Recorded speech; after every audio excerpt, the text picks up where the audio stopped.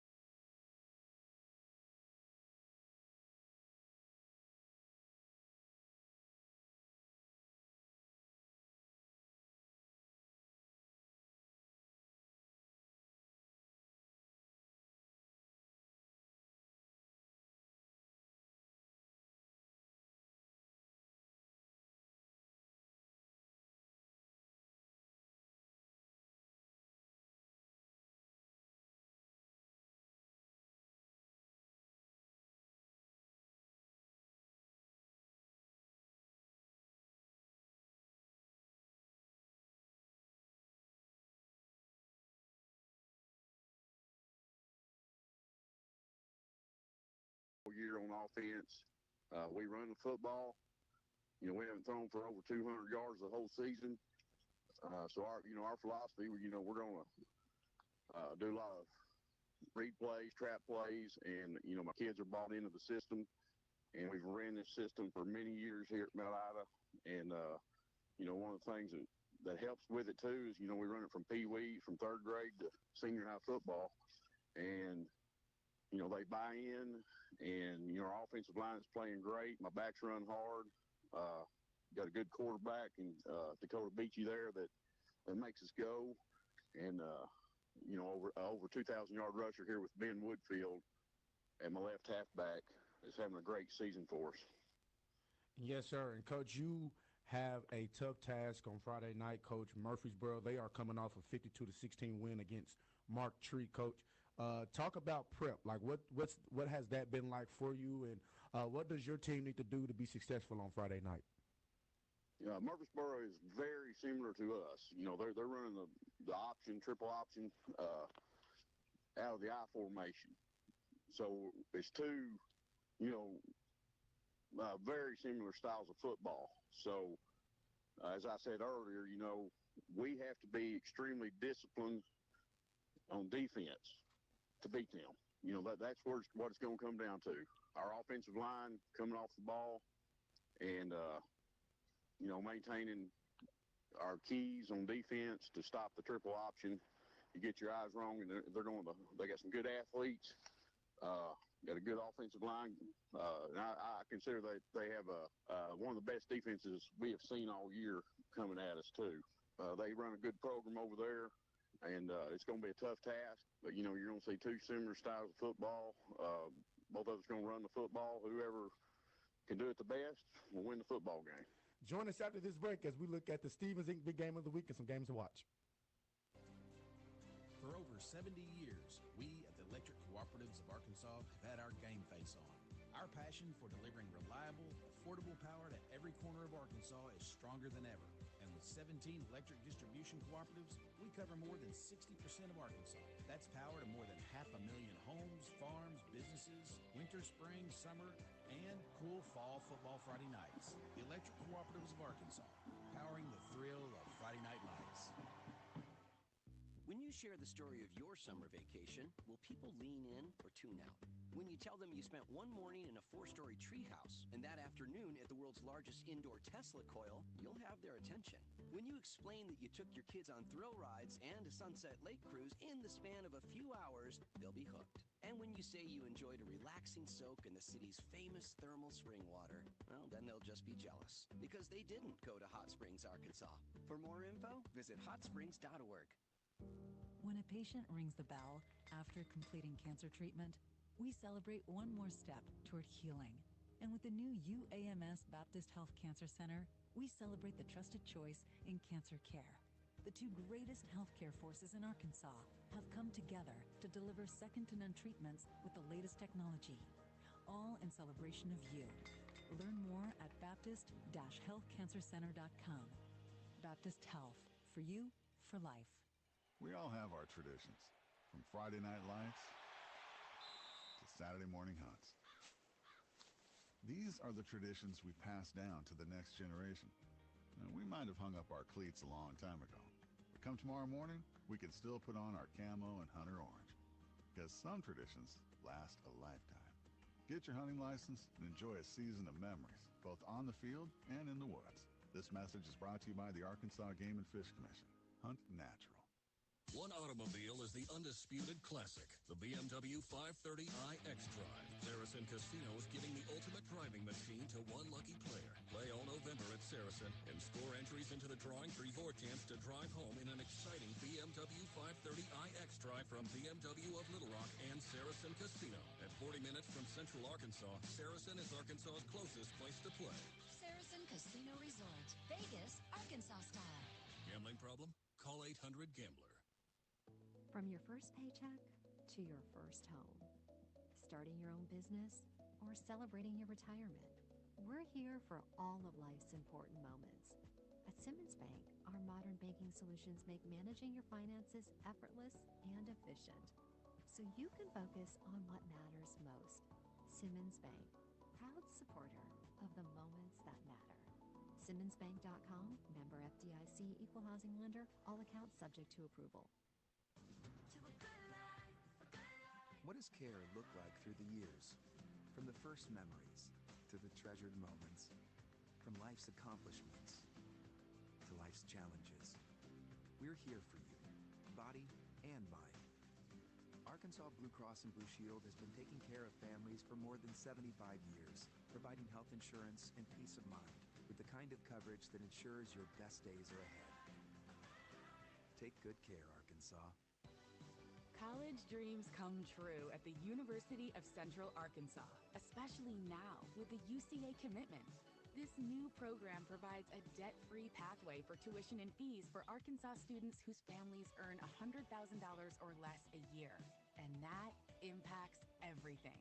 It's fewer barriers and endless opportunities. Welcome to Bear Country. Learn more about the UCA commitment at uca.edu.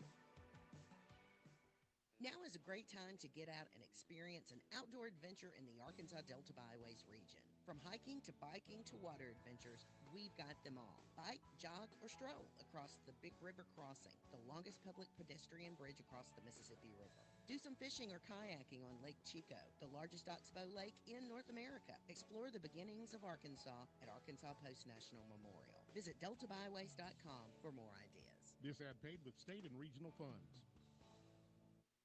Welcome back to the Electric Cooperatives of Arkansas High School Game Day Show. And we just looked at Rex's Road to the Rock rankings, and we appreciate Rex Nelson sending us the rankings from every single week. But unfortunately, this is the last time we get to do it for this season. But come back next season to listen in to the Electric Cooperatives of Arkansas High School Game Day Show. But I want to go ahead and look at the Class 7A and look at some big games to watch and the Stephen Dink Big Game of the Week. But some big games to watch I want to talk about is Bentonville hosting Bentonville West. This is a rivalry game within the Class 7A and the playoffs. What do you think, Kendall? Absolutely. That'll be a fun one to watch. Rivalry game in the playoffs right there. I want to move down to 6A. Benton will host Lake Hamilton. That'll be a fun one to watch as well. That's right. And Joe T. Robinson playing Lakeside. That's a top 5 matchup. Should be a lot of fun, especially in the second round of the playoffs. Cooper, I want to mention one more. I want to go all the way down to 2A, Mount Ida and Murfreesboro. Similar offenses. Murfreesboro is coming off a big win. That'll be fun as well. Well, let's go ahead and introduce the Stephen Dink Big Game of the Week. And that last one is Pulaski Academy traveling to Fayetteville. Kendall, this is a top 5 matchup, 2 very dominant offenses. Absolutely, and I was just about to say both of these teams are known for their offenses. Over the years, they've scored a lot of points. This will be a fun one to see. Yeah, and Pulaski Academy always doing their special offense. Fayetteville has a lot of weapons there as well with Garrett Odom at quarterback. Pulaski Academy has been around. They've been winning a lot. But that has been all on the Electric Cooperatives of Arkansas High School Game Day Show. This is Kendall Givens and Cooper Darr signing off. That'll wrap up this week's edition of the Electric Cooperatives of Arkansas High School Game Day Show. We hope you enjoyed our program, and be sure to tune in at 10 o'clock for the Simmons Bank Friday Night Scoreboard Show on this station. From 10 to midnight, Rex Nelson and Richard Atkinson will give you the latest scores and updates from around the state, as well as the newest Rex's Road to the Rock rankings, brought to you by the Little Rock Convention and Visitors Bureau. Tonight's broadcast has been brought to you by Electric Cooperatives of Arkansas, Arkansas State University, Arkansas Scholarship Lottery, Arkansas Brighter Futures 529, Arkansas Delta Byways, Lyon College, Baptist Health, Stevens Inc., Little Rock Convention and Visitors Bureau, Arkansas Game and Fish Commission, Saracen Casino, UAMS, Arkansas Capital, Visit Hot Springs, Simmons Bank, Arkansas State Chamber of Commerce, Lexicon, Henderson State University, Arkansas Blue Cross Blue Shield, and the University of Central Arkansas. The Electric Cooperatives of Arkansas High School Game Day Show is a production of the Washita Sports Digital Network at Washita Baptist University. The producer is OSDN Senior Jalen Davis. For my co-host and OSDN Senior Kendall Givens, I'm Cooper Darr, a sophomore at Washita. Enjoy a great night of high school football, and we invite you to join us again next week for the Electric Cooperatives of Arkansas High School Game Day Show. We all have our traditions, from Friday night lights to Saturday morning hunts. These are the traditions we pass down to the next generation. Now, we might have hung up our cleats a long time ago, but come tomorrow morning, we can still put on our camo and hunter orange, because some traditions last a lifetime. Get your hunting license and enjoy a season of memories, both on the field and in the woods. This message is brought to you by the Arkansas Game and Fish Commission. Hunt natural.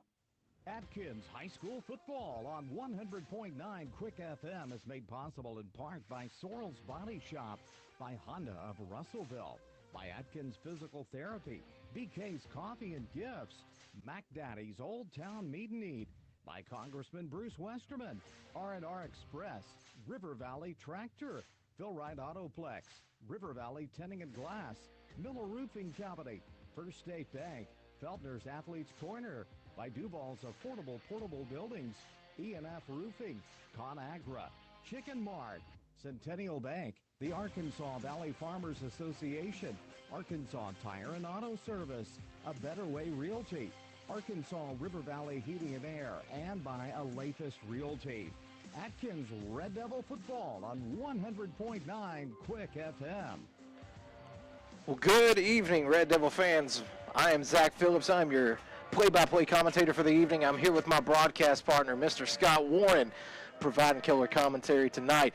We are down here in Bismarck, Arkansas. We made the just over 2-hour trip. We would have got here faster, but, you know, Scott's tire decided it wanted to have a hole in it. So it got some help from something in the road, something on interstate about Conway. So we trip stopped. Not without its challenges. We did. We got down here, had some challenges, but we're down here in Bismarck after getting a little stop there at Little Rock at Chewy's and got some food. And here we are, Atkins Red Devils and the Bismarck Lions go head-to-head tonight. Atkins comes into tonight 8-3 on the season, 5-2 in their conference, which got them 4th on the season. The Bismarck Lions, however, come into tonight. They are undefeated on the year, a perfect 10-0. Scott, what do you see so far out of these Bismarck Lions? Well, obviously the unblemished record speaks to how well they've played this year, and they have been very efficient when it comes to scoring points. They average 46.5 points a game. They've scored 50 or more in half of their contests, 5 out of the 10 games they've played. Their lowest point total of the season has been 33 points. They've scored that twice, and they have taken advantage of the other team's turnovers. That's something they really, really like to do and puts themselves in good field position. So Red Devils are going to have to take care of the ball tonight and face a very efficient Bismarck offense. Last week, the Atkins Red Devils in the first round of the playoffs took down Perryville in a very hard, contested, defense-heavy matchup. Atkins beat Perryville Mustangs 10-7 in our second matchup of the year last week. That game saw Cole Crawford have by far his most efficient game of the season, 172 passing yards and 83% completion, as well as 72 rushing yards. Scott, if you would have told me last week that Atkins was going to win the ball game, score 1 touchdown, and Cole Crawford was going to be our #1 rusher, not a Martin brother, but Cole Crawford, I'd have probably told you we lost that ball game. Yeah, that one didn't go anything like anybody thought it would. If you had predicted that outcome, I would have said you were crazy. But, you know, the only thing that matters, like we said in the post-game wrap-up last week, the only stat that matters is Atkins came out on the winning end 10-7. And they moved on to the second round, and their reward is they get to play the #1 overall team in 3A tonight in Bismarck. No, you're exactly right. Last week, workhorse Jaden Martin got the only touchdown of the night late in the fourth quarter to take the lead against the Mustangs, and it was the smash-mouth junior linebacker John Davis that sealed the deal for Atkins. He forced a fumble, and then he recovered that fumble, and that is how the Red Devils came to win that ball game last week. And now, like you said, like we've said, we're down here in Bismarck. We're expecting a very, very difficult matchup tonight against an undefeated Bismarck. But hey, these Atkins Red Devils have played from the underdog position a couple of times this year, and I expect them to do well again tonight. Atkins is certainly not going to roll over and let somebody win. Atkins is looking to come in here tonight and upset Bismarck. Bismarck comes in tonight averaging 173 yards through the air, 207 yards on the ground with 41 touchdowns on the ground. The battle tonight, if you could make a storyline any more perfect than this, on the Bismarck side of the ball, you have the Keithley brothers. You have Ben and Cademan Keithley. Ben is the quarterback, senior, and Cademan Keithley is the running back, junior, for the Bismarck Lions. Tonight's a storyline of the Keithley brothers versus the Martin brothers. And, Scott, I like the brothers that we have. Yeah, I'll take the Martin brothers 10 times out of 10. Absolutely. We're getting ready for kickoff here. The Red Devils are going to be kicking off to the Lions to start this game. So Atkins will get the ball to start the second half. Looking at a couple of stats, Cademan Keithley, the running back for Bismarck. Running is what Bismarck wants to do. They want to run the ball. And they're very, very fast football team. Cademan Keithley is right at 1,000 yards on the season. The Atkins Red Devils come into tonight with 2 1,000-yard rushers. Jaden Martin and Mason Martin come into tonight's ball game, both over 1,000 yards, looking to pad those stats tonight. The kick is up, and we are underway here, folks. Good return there for the Bismarck Lions, and they're going to have the ball up to about the 35-yard line, and that's going to be where they start their first drive of the evening on offense. That was number 17, Caden Birch, who fielded that kick at about the 15 and able to return it 21 yards. They're going to set him up right at the 36. Bismarck's 36 is where they start their first offensive possession. The Red Devil defensive line has been shored up this season. Jaden Martin, left to right, Jaden Martin, Dayton Rawlings, Camden Newby, and Solomon Lytle looking to get some pressure tonight. That's going to be a handoff right up the gut. He's going to be met pretty early there by John Davis.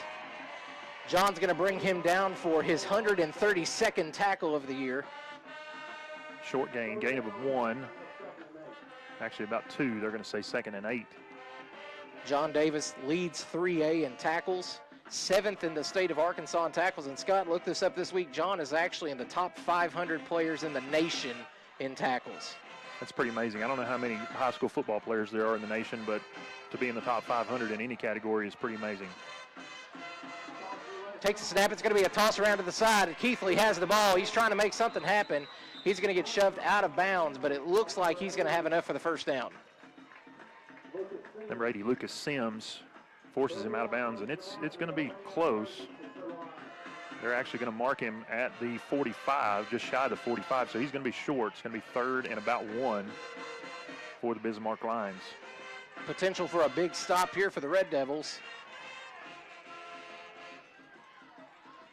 Quarterback snaps the ball. It's going to be a run up the middle. He's got room, and that's going to be enough for plenty of a first down, and they are now in Red Devil territory. That's a first down, Lions. It's number 20, Brody Allen, who took the handoff right up the middle. He was the first man in the backfield, kind of playing the fullback position, something we don't see a lot these days, and they handed it to him, and he got right up the gut for a first down. Ball at the Red Devil 45. Yep, they're going to get Dayton Rawlings for jumping off sides there, and that's going to give Bismarck 5 yards. Scott, this is going to be one of those games where if Atkins is going to win tonight, they are not going to be able to play sloppy. Bismarck is such a good football team. If you make mistakes, they will absolutely punish you for it. Yeah, as we said in the opener, they're very efficient with the ball, and you don't need to help them out at all with turnovers or with pre-snap penalties. Keithley takes a snap. It's another handoff right up the gut to his brother. He bounces around to the left side. He's going to get pushed out of bounds right near the 30-yard line, but that's going to be enough, well enough for another Bismarck first down. Solomon Lytle making the tackle there for the Red Devils, but as you said, Bismarck ball carrier Cademan Keithley able to pick up a first down. Ball is at the Red Devil 31, 10:37 left in the first quarter as Bismarck marches down the field on their opening possession.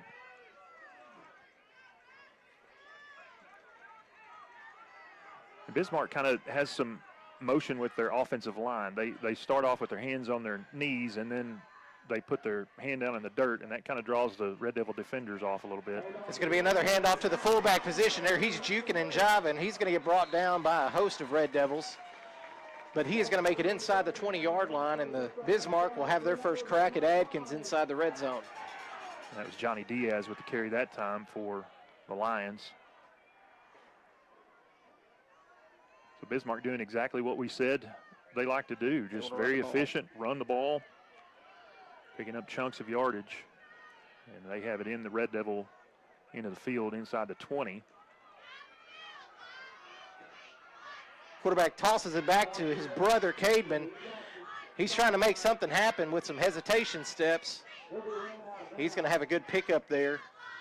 It's going to be a pickup of about 7 yards there. It's going to should bring up about 2nd and 3 for Bismarck.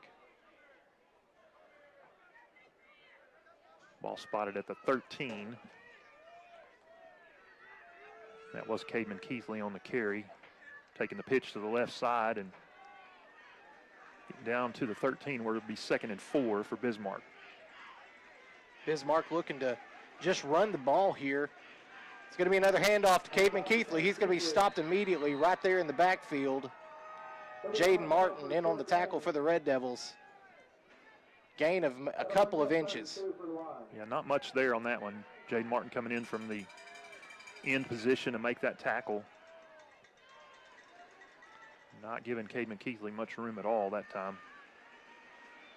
It's a big third down here for the Red Devil defense. 3rd and 2. Quarterback takes the snap. He's going to hang on to it himself. He's going to keep it. He looks like he's going to have enough for the first down. Yeah, he will. He's going to make it down to looks like just inside the 5-yard line, and that's going to bring up 1st and goal for the Lions. Ben Keithley did a good job that time, the Bismarck quarterback, of just riding his running back who was coming through, just keeping that ball in his belly, pulling it at the last second when he saw the defensive end key on the running back, and he pulled it in and able to get down inside the 5. Another handoff right up the gut. As Diaz on the carry, he's going to be short of the goal line. He's going to be he's going to be about 1.5 yards away. Bismarck hurries up. Quarterback keeps it himself. He is going to get tackled outside of the goal line. He does not get in. It's going to bring up 3rd and maybe 1.5 feet here for the touchdown. Yeah, 3rd and goal from inside the 1. That time Keithley, the quarterback, Ben Keithley, kept it, and he kind of lost his footing there and stumbled, and the Red Devils rallied to him, able to keep him out of the end zone to bring up a 3rd and short. If he hadn't have stumbled, that would have been a touchdown for sure. I think you're right, Zach. Keithley takes the snap. He's trying to go right up the gut, and he's going to have it. That's going to be a touchdown for the Bismarck Lions. Boogity right down the field, 60 yards, 65 yards does the Bismarck Lions go for the opening drive they have on offense. Yeah, and Keithley just kept that one all the way, followed his blockers right into the end zone. Didn't have far to go, but able to punch it in for a touchdown to give Bismarck an early 6-0 lead. Bismarck has been very effective on their extra point kicking this year. That one is up, and it is good. And with 8:04 left here in the first quarter, Red Devils trail the Lions 7-0. And we're going to step aside for 30 seconds. This is Red Devil Football on 100.9 Quick FM and Red Devil Media Productions. 100.9 Quick FM is KWKK Russellville, an EAB Media Group radio station. Johnny Story in with a thought from Alathus Realty. With years of experience, knowledge, and a network of relationships, they ensure you'll get the most for your house. So when it comes time to put that property on the market or begin looking for that next dream home you have, don't delay. Call Brent Preddy and the professionals at Alathus Realty Russellville, 968-5668, or check them out, russellvilleliving.com. And we are back here, folks. Red Devils trail the Bismarck Lions 7-0. Right down the field they went. Any surprises here, Scott, or did we just see Bismarck do what Bismarck does? That's absolutely right. It just to the script. I mean, that's what they do. They run the ball, and they're very efficient, and that time just ran it down the field and punched it in. Long kick. That's going to be fielded. Mason Martin trying to make a return. He's got some room. Mason trying to break away from some tackles. He's dragging the pile. Great effort there from Mason Martin. He's going to have this ball down to the 36-yard line, and that's going to be where the Red Devils take over on offense. Yeah, good return there by Mason. Fielded the ball right at the 5. His heels were on the 5-yard line. He caught it and ran it out to the 36, so a 31-yard return for Mason sets the Red Devils up with pretty good field position to start their opening drive. If Atkins is going to win this ball game tonight, it's going to be because this offensive line handles business. Chance Colvin, Sawyer Bartlett, Austin McCurry, Cade Bartlett, Lucas Shannon, the offensive line for the Atkins Red Devils have been able to assert their dominance most of the season, and if we're going to win tonight, they're certainly going to have to do that. Crawford trying to draw him with a hard snap there. Hard count.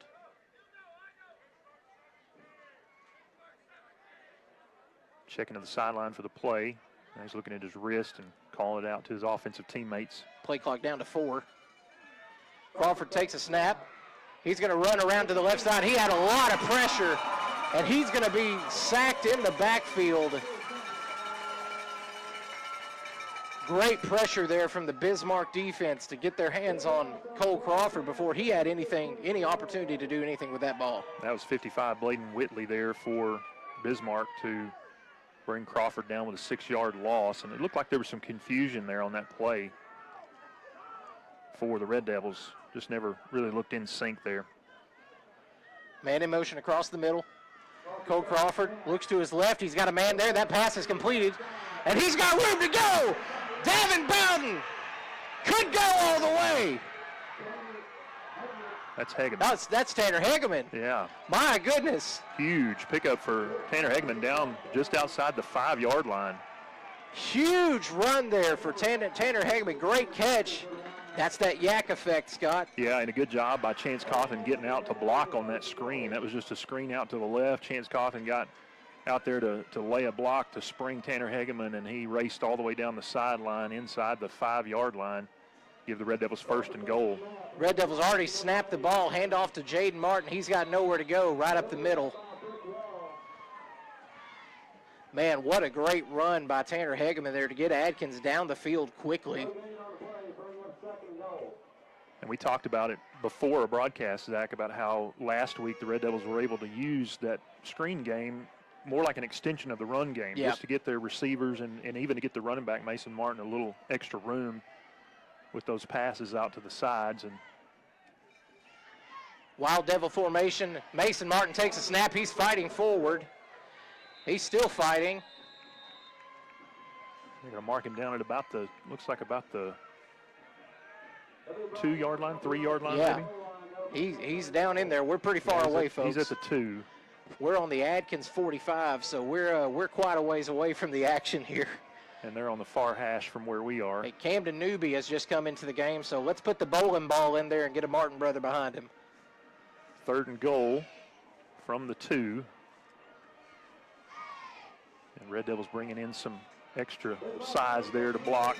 Brought in the meat. Jaden Martin in the backfield. They're going to push forward. And touchdown for the Red Devils. Jaden Martin from just a couple of yards out. Atkins puts their heavy set in, maybe taking some notes from Perryville last week, puts the heavy set in, and Atkins pushes it in. Kenny Rivas now is going to come onto the field to try to tie this game up tonight. A good answer there by the Red Devil offense.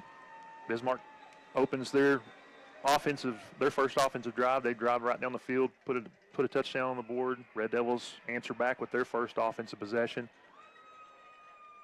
A lot different from last week's game, Zach. Atkins didn't get their first touchdown last week until the 4th quarter, and now tonight they're already picking up business. Kenny Rivas has the kick up. The kick is good.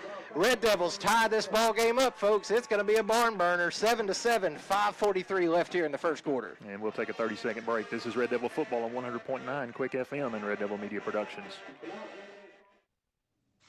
Welcome back, Hog fans, for more scratching action from the Arkansas Scholarship Lottery. This is looking like a good one. First appearance of the dime we've seen all season, Tom. The luck is thick in here tonight. After all that scratching, she's a winner! The Arkansas Scholarship Lottery. Every day's a chance to win big. Pick up a ticket today. This is winning. Call or text 1-800-522-4700 for Problem Gambling Helpline. And we are back here, folks. The Red Devils have tied the game up, 5:43. Tanner Hageman is continuing to build on what has been a tremendous push in the latter half of this season. Last week, Tanner had a tremendous game, moving the ball downfield so well for the Red Devils. Like you said, Scott, that bubble route, just kind of an extension of the run game for the Red Devils. And here we go. Tanner Hageman slashed and gashed him again tonight to get downfield, and Jaden Martin finishes the business. It's going to be a penalty. Yeah. Red Devils were off sides there on that kick coverage unit. They're going to back Atkins up 5 yards. Get a re-kick on this thing. Kenny Rivas certainly has enough stank in that leg to get it downfield. Yeah, he's going to be kicking from the 35 instead of the 40. That time Logan Bozak just a little eager to get downfield. And he wants some. He wants to get down there and make a play. He wants some. That's it. He hungry. That's what we said down in Magnolia. We hungry. It's fitting with Thanksgiving coming up. Boys hungry. He wants to play again next Friday. That's right. He's a senior. He's not ready for his career to be done. That's right. Kenny Rivas back to kick this thing. Great shot there from our sideline camera girl. That kick is up, and, man, Kenny put some leg into it. It's going to be fielded at the 10-yard line. Bismarck's going to try to bring it back. They've got a little room. They're going to get stopped. John Davis in on the tackle along with about 5 other Red Devils. And they're going to pick up. They're going to say he was down about the 31 or 32-yard line. That's going to be where the Bismarck offense takes over. Good job there by the Red Devil kick coverage unit getting downfield, and even with that 5-yard penalty, Bismarck going to be starting a little further back than they were on their first possession. Red Devil defense looking to make some adjustments coming into this drive after they gave up the touchdown on that last one. 4 men down for the Red Devils. Quarterback looking to pass, he's got pressure. He's got a lot of pressure. Jaden Martin has got his hands on him, and he's down. Huge sack for Jaden Martin. A good job that time by the back end of the Red Devil defense in coverage, something they did really, really well last week against Perryville. They covered the Perryville receivers really well. That time, covering the Bismarck line receivers, quarterback Keithley didn't have anywhere to throw the ball and was forced to scramble out to his right. Jaden Martin able to wrap him up and bring him down for a big loss. It's going to be 2nd and 17, and that pushes the ball back to the Bismarck 26-yard line. That sack will make Jaden the team leader in sacks now with 6.5. Quarterback looking to pass. He's looking to his left side. He's got a man open out there. That pass is going to be completed, and that is going to be, there's a penalty flag immediately on the play. That was number 5, Cademan Keithley, who comes down with the pass, and they've got the ball marked at the 41, the Bismarck 41. So it's going to be short of a first down. Let's see what the penalty is. Keithley was all by himself over there, so it wouldn't have been interference. Number 22, AMT, was the man that made the tackle. We got a sideline warning. Yeah, on Bismarck. So. Okay. Sideline warning on Bismarck. No penalty yardage are going to be tacked onto the play there. I thought AMT made a great tackle. Yeah. But that's going to put Bismarck down. It's going to be a pivotal 3rd and 2 here. Atkins defense could really make some noise if they get a stop here. Quarterback hands off right up the gut. He's mid. It's going to be close. Yeah, where they've got him spotted, that's going to be a first down. Just enough. And Solomon Lytle in on the tackle there. Just could not get him wrangled up fast enough. He's going to get a couple of inches past that first down line. Yeah, just barely enough. Diaz able to sneak across the line to gain to give Bismarck a new set of downs with 4:30 left in the first quarter. Score tied at 7. 1st and 10 now from the 43-yard line. Keithley takes the snap. He is going to be wrapped up. Man, he is shifty up in there. And their running back, he is reminiscent of Mason Martin a little bit, just kind of spinning around, making guys miss. Good little pickup there of 5 yards for the Bismarck Lions. That's going to bring up 2nd and 5, just shy of midfield. Yeah, again, that was Johnny Diaz on the carry for Bismarck. Number 26.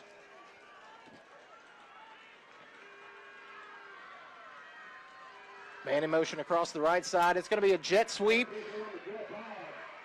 He has got room to run. He's going to get brought down. Blake Mitchell, the first man there.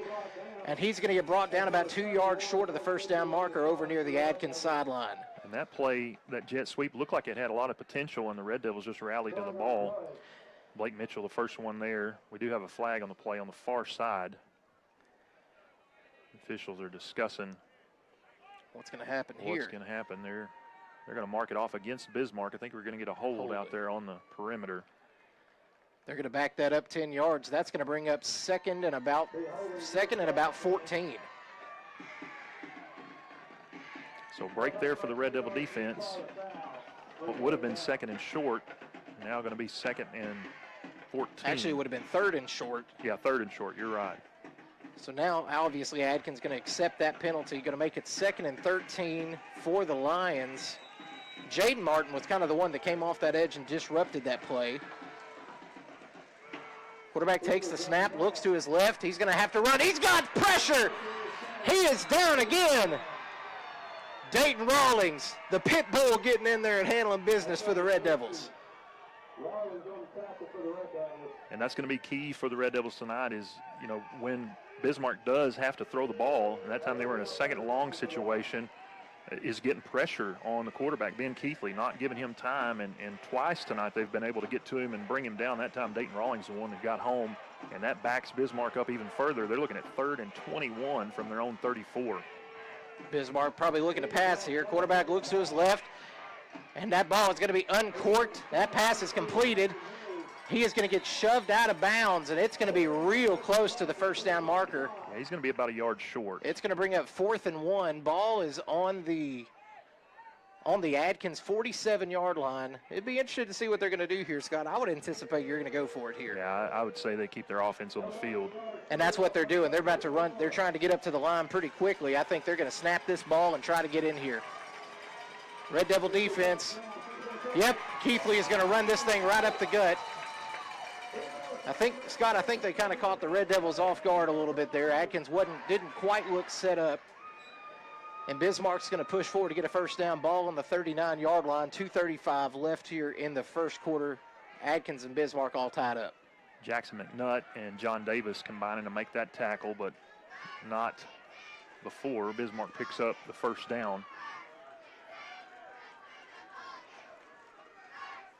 Quarterback's going to roll out to his right side, and he's going to uncork one. He has a receiver, and it is overthrown. My goodness. Ben Keithley put some stank on that ball, and it was just a little bit too smelly. Yeah, Joseph Porter, number 10, was the intended receiver, and he had a step on the defender over there. It was Dakota Ham, and Keithley just sailed it a little bit. Keithley was, again, facing pressure as he sprinted out to his right, and that might have had something to do with that errant throw, but fortunate there for the Red Devils that the ball falls incomplete to bring up 2nd and 10. Ball on the Red Devil 39 with 2:13 left in the first quarter. Our score is tied at 7. Keithley takes the snap, looks to his left. He's got pressure. He's got a lot of pressure. He's going down. He's still up. My goodness, I don't know if Blake Mitchell heard a whistle or what happened. Blake Mitchell had him in his grasps and let go. He let go, and then the quarterback was able to throw the ball away, so it's still 3rd and 10. That would have been 3rd and 20. Yeah, he was retreating, Keithley was, and Mitchell had him wrapped up, and like you said, I think he just thought he heard a whistle and just let him go, and Keithley able to throw it out of bounds. Good heads-up play there by Ben Keithley, the senior quarterback. Yeah, Blake, as soon as Blake let go, he was looking over at the referee. He kind of threw his hands up. Blake thought he heard a whistle. So it's going to be 3rd and 10 for Bismarck.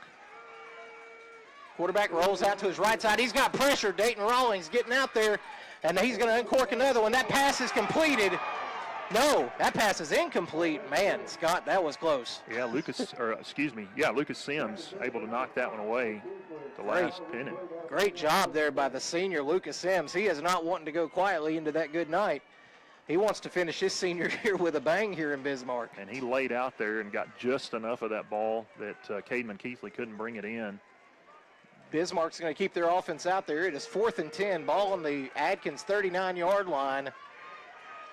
Big opportunity here for the Red Devil defense. Quarterback takes a snap, looks right. Nobody there. He's just going to lob it out there, and that pass is going to be completed, and that's going to be a huge first down for Bismarck. That ball gets down to about the 24-yard line. Big first down for Bismarck Lions here. Yeah, huge first down. Red Devils only brought 4 on the rush and didn't apply much pressure that time to Ben Keithley, and he was able to just lay it out there and get enough for the first down. Dakota Ham pushes the receiver out of bounds, but it is 1st and 10, ball at the Red Devil 24. Running back's going to have it on to the left side. He's going to get brought down. Referee's going to throw the flag. That's going to be a face mask on the Red Devils. Yeah. Blake Mitchell coming in to make the tackle, and he got him a little bit high. Flag came from the back judge. And he is indicating that it is going to be a... Yep. I think he said a horse collar. We'll see in just a moment. Officials getting ready to mark this penalty off. Yeah, it's going to be a face mask. Yep. Personal foul face mask. That's going to be a 15-yard face mask penalty on the Red Devils there. That's going to put the ball down near the 10-yard line. It's going to be 1st and 10 from the 12. Yeah, penalty was inside the 30, so they mark it half the distance. That puts it at the 12. Keithley hands off. That's going to be pickup of a couple of yards, brought down around the 10-yard line. Good stop by the Red Devil defense, not letting the shifty running back get towards the end zone. Yeah, that was Diaz, number 26, and Seth Davis was in the backfield at the handoff. Did a good job blowing up that Bismarck offensive line. Just stuck his arm out there, couldn't quite get a hold on Diaz. AMT able to bring him down after a short gain. 2nd and 8, ball at the 10 for Bismarck. Quarterback, hands off right up the gut to Diaz. He stopped immediately. Red Devils wrestle him down. That's Camden Newby and John Davis there on the tackle. But the first man in was AMT, who came flying in from the right side of that Red Devil defense and just put a shot on Diaz's rib cage. Clock under 1 minute, 45 seconds left in the first quarter. We're tied at 7. Bismarck has the ball at the Red Devil 10, where it is 3rd and 8 for the Lions. Diaz in the backfield next to Ben Keithley, senior quarterback. His brother comes across in motion. Quarterback throws it over there, and that's great defense. Kenny Rivas, the man on defense there, able to break that one up. Good job by the Atkins secondary. Pass intended for number 19, Joseph Robertson, and Kenny Rivas with him step for step, just put his left hand up and knocked that ball down. That's going to bring up 4th and 8 for the Bismarck Lions. Just over 20 seconds left here on the clock in the first quarter. We are all tied up 7-7, and the Red Devils have a huge opportunity to stop Bismarck before they get in the end zone. Quarterback takes snap, rolls out to the right side. He's got pressure. That ball is going to fall, and that is going to be, what are they going to call? They're going to call a touchdown. They're going to call it a touchdown. Ben Keithley, number 13, throws to number 5, Cademan Keithley, who makes a sliding catch in the end zone. So with 13 seconds left on the first quarter clock, Bismarck pushes their lead to 13-7. Great catch there. It was a really good catch. Man, that was a very impressive. I mean, just came sliding through there. I think he's on the baseball team too, but man, just came sliding through there with the catch.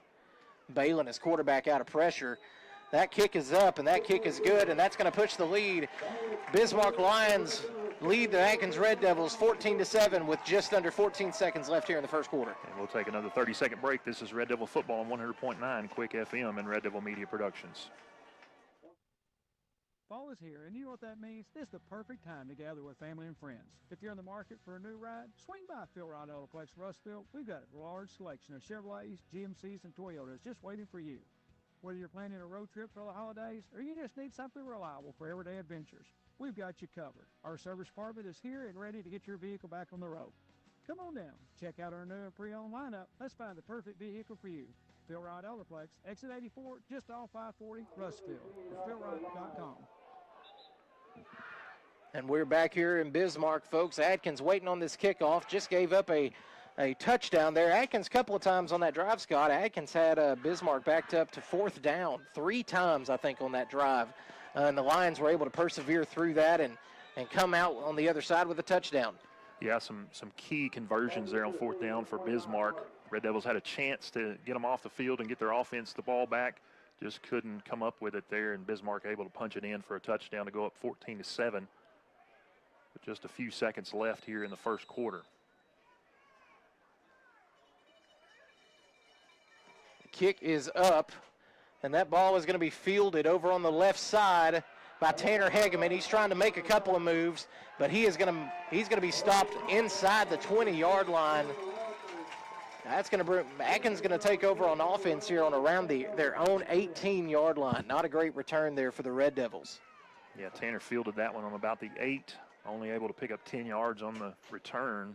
Good job by the Bismarck coverage unit to get down there and bring Tanner down before he could do any damage. So the Red Devils got a long way to go. 82 yards if they want to score on this drive. Atkins will probably call a play here, and that'll be the last play of the first quarter. 6 seconds left on the clock here. Bismarck leads 14-7. Play clock still has not started. Now it does. Crawford in at quarterback. Jaden Martin in the backfield next to him. Twin receivers to each side in a stack. Haven't seen that much this season. No, we haven't. I don't think we've seen it at all. Crawford takes the snap, looks over to his left side. He throws the ball, and that ball is completed. Tries to make a move, can't make it happen, but he is going to pick up, Mason Martin's going to pick up about 6 yards over on that far sideline. Now that's going to bring us to the end of the first quarter. Red Devils trail the Bismarck Lions 14-7. We'll take a 1-minute break. This is Red Devil Football on 100.9 Quick FM and Red Devil Media Productions. Since 1957, Arkansas Capital has been empowering entrepreneurs, helping businesses thrive, watching communities prosper, and making dreams become reality. Arkansas Capital is a beacon of hope for businesses seeking a fresh start or growth capital by providing a variety of financing solutions. But Arkansas Capital isn't just a financing corporation. We're your partners in growth. Put our 145 years of combined experience to work for you. With over $500 million in loans to facilitate projects, Arkansas Capital is dedicated to your success. Learn more at arcapital.com. That's arcapital.com. The folks at Arkansas River Valley Heating and Air want to take a moment to not only thank you for your business, but also the opportunity to work for you and give your family whole house comfort. Every kind word that you've put online and personal recommendation to your friends and family is appreciated. And customers like you are not only vital to their business, but vital to making our community as great as it is. From their family to yours, thank you from Arkansas River Valley Heating and Air. And we are back here, Red Devil fans, top of the second quarter. I want to make a correction. I said that Atkins had a good pickup there. Mason actually lost 2 yards. So let me take my foot out of my mouth and correct myself a little bit, thanks to my broadcast partner, Scott. I saw the marker, and I got a little excited, a little too excited. It happens. Crawford takes a snap, looks to downfield. He's got a man, Mason Martin with the catch. Mason's got some room. He makes a man miss, makes another miss, makes 2 more miss. Mason Martin is trying to get away from a tackle, and he's going to get brought down. Good pickup there for the Red Devils, and they are down to the 35-yard line. First down. Some good moves there by Mason Martin after he made the catch and made several jump cuts and left some Bismarck defenders in his wake. Able to get the ball across the 35. Where the Red Devils will have 1st and 10 at their own 36. Crawford takes the snap. Nope, hard count. Jaden Martin in the backfield next to him. The older brother has gotten most of the carries the last several weeks. Crawford looks to his right. He's got a man there, Davin Bowden. That ball is going to be overthrown. A couple of inches from disaster there. And that ball is going to fall, and Red Devils are going to come up 2nd and 10. Number 13, Ben Keithley, who is the Bismarck quarterback, was back in coverage. He was running step for step with Davin Bowden. Ball just overthrown by Cole Crawford. And going back to that previous play where Mason Martin picked up the first down, Cole Crawford stood in the pocket and took a big shot there and delivered a strike to Mason Martin. So a good job by the junior quarterback of absorbing some contact and still making a good pass. We got a handoff right up the gut, and there's nowhere going. Mason Martin is stopped immediately. He's going to be stopped a couple of yards behind the line. That's going to bring up 3rd and 12 for the Red Devils. Again, not something we've seen a whole lot this season, Scott. No, teams have had trouble bringing Jaden Martin down. He's able, even with contact, he's able to fight forward and usually pick up a few yards. Crawford rolls out to his left side. He uncorks one. That ball is well overthrown. Tanner Hegeman could not get up there and get that one, and that's going to bring up 4th and 12 for the Red Devils and put them in a punt situation. Yeah, that time Crawford sprinting out to his left and trying to throw back to his right. That's a difficult throw to make, and ball sailed on him a little bit. Red Devil offense not able to get anything going there. They were at least able to get a little better field position. They were. Maybe try to flip the field here with a punt. Cole has done a great job punting all year, and here's another boomer. Great punt. That one's going to be called for a fair catch at the 25-yard line, and that's going to be where the Bismarck Mustangs take over on offense. Red Devil defense looking to continue to build. They had some success in that drive. Kept Bismarck back for a couple of 4th down attempts. Could not get them stopped up. The first drive, Atkins really struggled. to get him stopped. But good job by the defense, made some adjustments, looking to make a full stop this time down the field.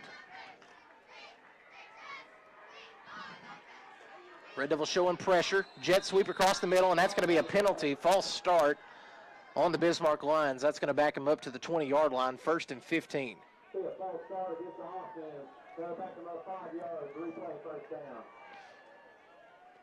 Bismarck had a man in motion and just had movement on the left side of that offensive line. As you said, that backs them up. That gives the Red Devils a chance to maybe pin their ears back and bring some pressure here in a 1st and long situation.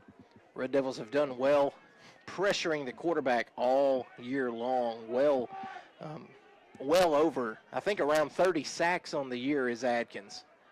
It's going to be a handoff right up the gut. He's got plenty of room. He breaks the tackle.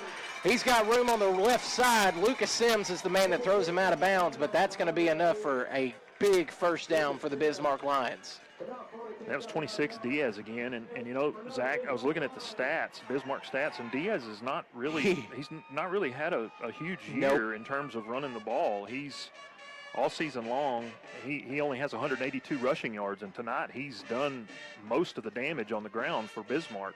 Yeah, credit to Bismarck and their coaching staff for giving Atkins something that just wasn't in any of the film this year. Diaz, like Scott said, just not a whole lot of stats this season, but here he is tearing it up on the field tonight. It's another handoff to Diaz, right up the gut, making guys miss. John Davis in on the tackle for the Red Devils, but that's another first down for the Lions. They are now in Atkins territory. Yeah, 13-yard pickup there on first down for number 26 Diaz, and the Red Devil defense going to have to find an answer for number 26 in gray and blue.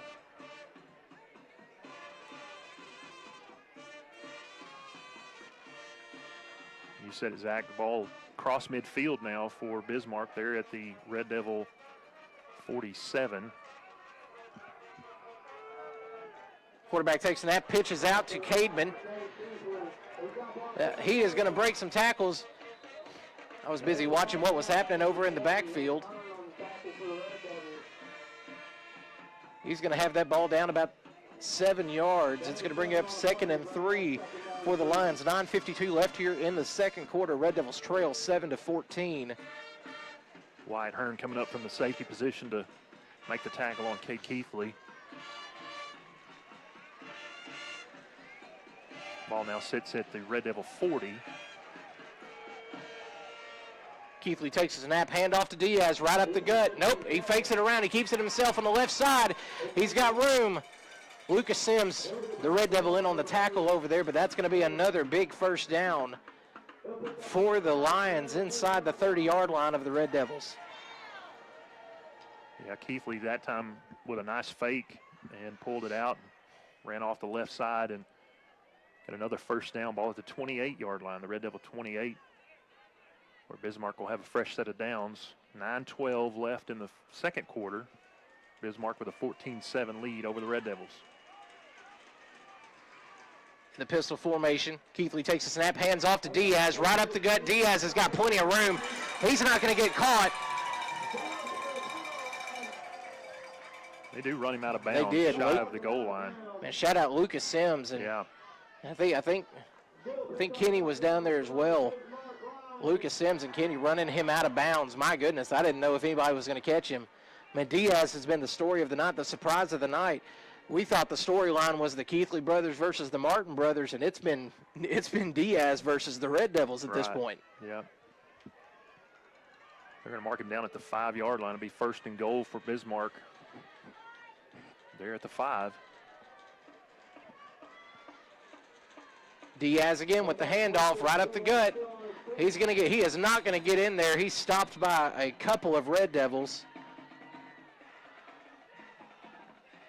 Blake Mitchell, Solomon Lytle in on that tackle.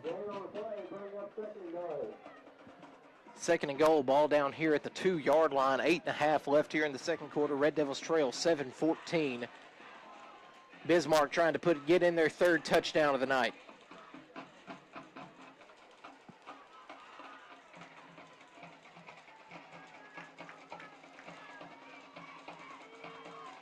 Quarterback takes no, it's fumbled the ball, and he's going to get brought down That's going to be a loss of about 3 yards for the Bismarck Lions. Keithley just fumbled the snap there. That's going to bring up 3rd and goal, ball at the 5-yard line. Yeah, low shotgun snap there. Keithley just fumbled it around, fortunate to pick it up because he had a lot of pressure on him from Solomon Lytle and from Camden Newby coming off that defensive line. That pushes them back to the 5. The 3rd and goal there. 7:40 left in the second quarter.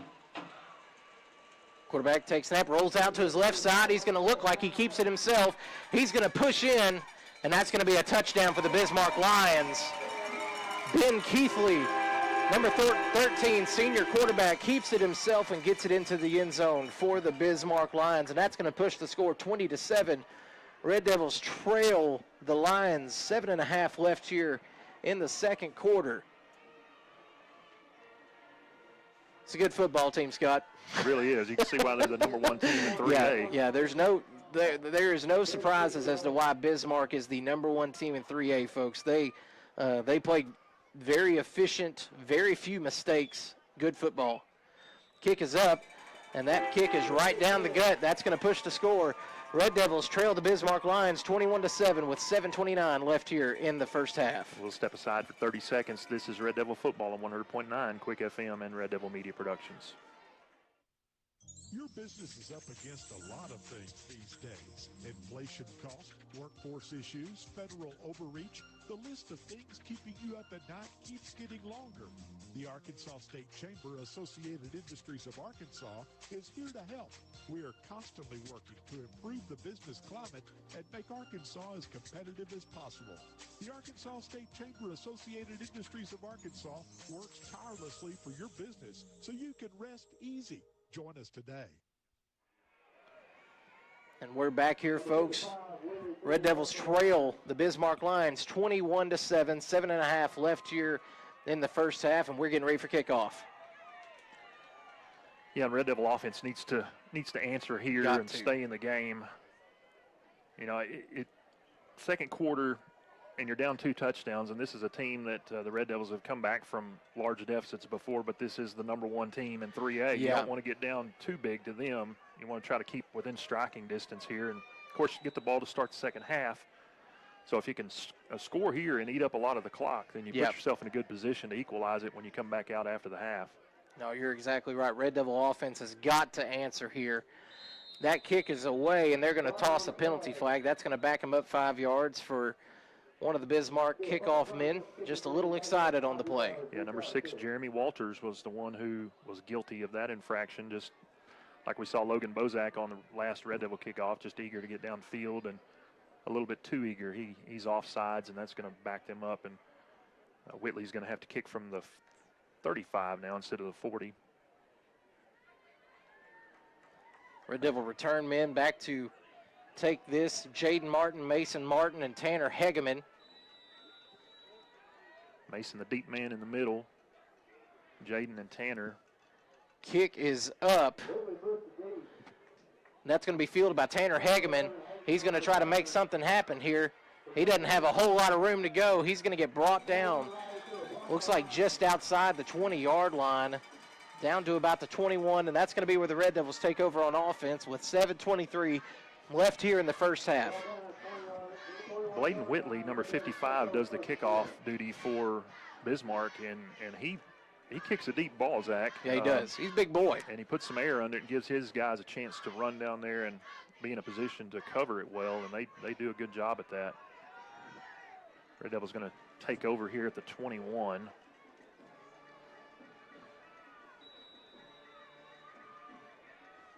Cole Crawford in the backfield.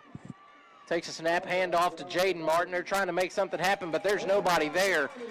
Jaden is going to get brought down behind the line of scrimmage. That's going to be a loss of about 3 yards. Red Devil offense just not getting any push. No, and against a team like Bismarck, you don't want to get behind the chains, and we've seen them do that the last couple of drives now, and really put you in a bad position when you're looking at second and long and third and long, as the Red Devils have the last couple of possessions. Crawford takes snap, looks over to his left side. He's going to just have to throw this thing away. He had a ton of pressure right in his face. Ton of pressure right in his face. Several looking for the intentional grounding there, but Cole was well out of the pocket when he threw that thing. Well, and he had Mason Martin there. He threw it at his feet. Number 65, Lucas Chapman, was the one who was applying pressure for Bismarck. That's going to make it 3rd and 13 for the Red Devils. Red Devils giving up a lot of pressure to Cole Crawford tonight, and you wonder, there's a couple of guys on that offensive line that are really beat up, and I think we can see that tonight. Crawford takes snap, looks for his man. It's going to be a little dump off to Jaden. They've got blockers. Jaden's making something happen. He's got a big first down. He's going to be down near midfield, down at the 49-yard line. Huge first down for the Atkins Red Devils by the senior running back. Yeah, big pickup there, and just a screen play to Jaden Martin. Had blockers out front. He's able to get it up close to midfield, and Bismarck, I think, is going to call a timeout. Yep, Bismarck calls a timeout. 6:32 left here in the first half. Red Devils trail 7-21. And we're going to take a timeout with them. We'll take a 30-second break. This is Red Devil Football on 100.9 Quick FM and Red Devil Media Productions. Finding your place is more than just a location. It's about discovering your purpose, exploring your passions on a campus that feels like home. At A-State, you can achieve at the highest levels, form lasting relationships, and support the Red Wolves, both on campus and in the wild. Whether you're into research, the arts, healthcare, or maybe something else, there's a place for you at Arkansas State University. Find your place in the pack. Visit astate.edu to learn more. And we're back here, folks. 6:32 left here in the first half. Red Devils trail 7-21. Red Devils just had a huge pickup there on the play. Cole Crawford dumps it off to his safety net, Jaden Martin, and Jaden carries that ball down the field 20-some-odd yards. 31 yards. 31 yards, gets a big first down, bailing Atkins out. Atkins just shy of midfield. Yeah, Red Devils were looking at 3rd and 13 from their own 18-yard line, and Jaden able to pick up the first down and get it out to the 49. Great job by the senior running back. Crawford goes with the hard count. Jaden Martin in the backfield. Mason out on the wing where he has spent most of his time in the last several games.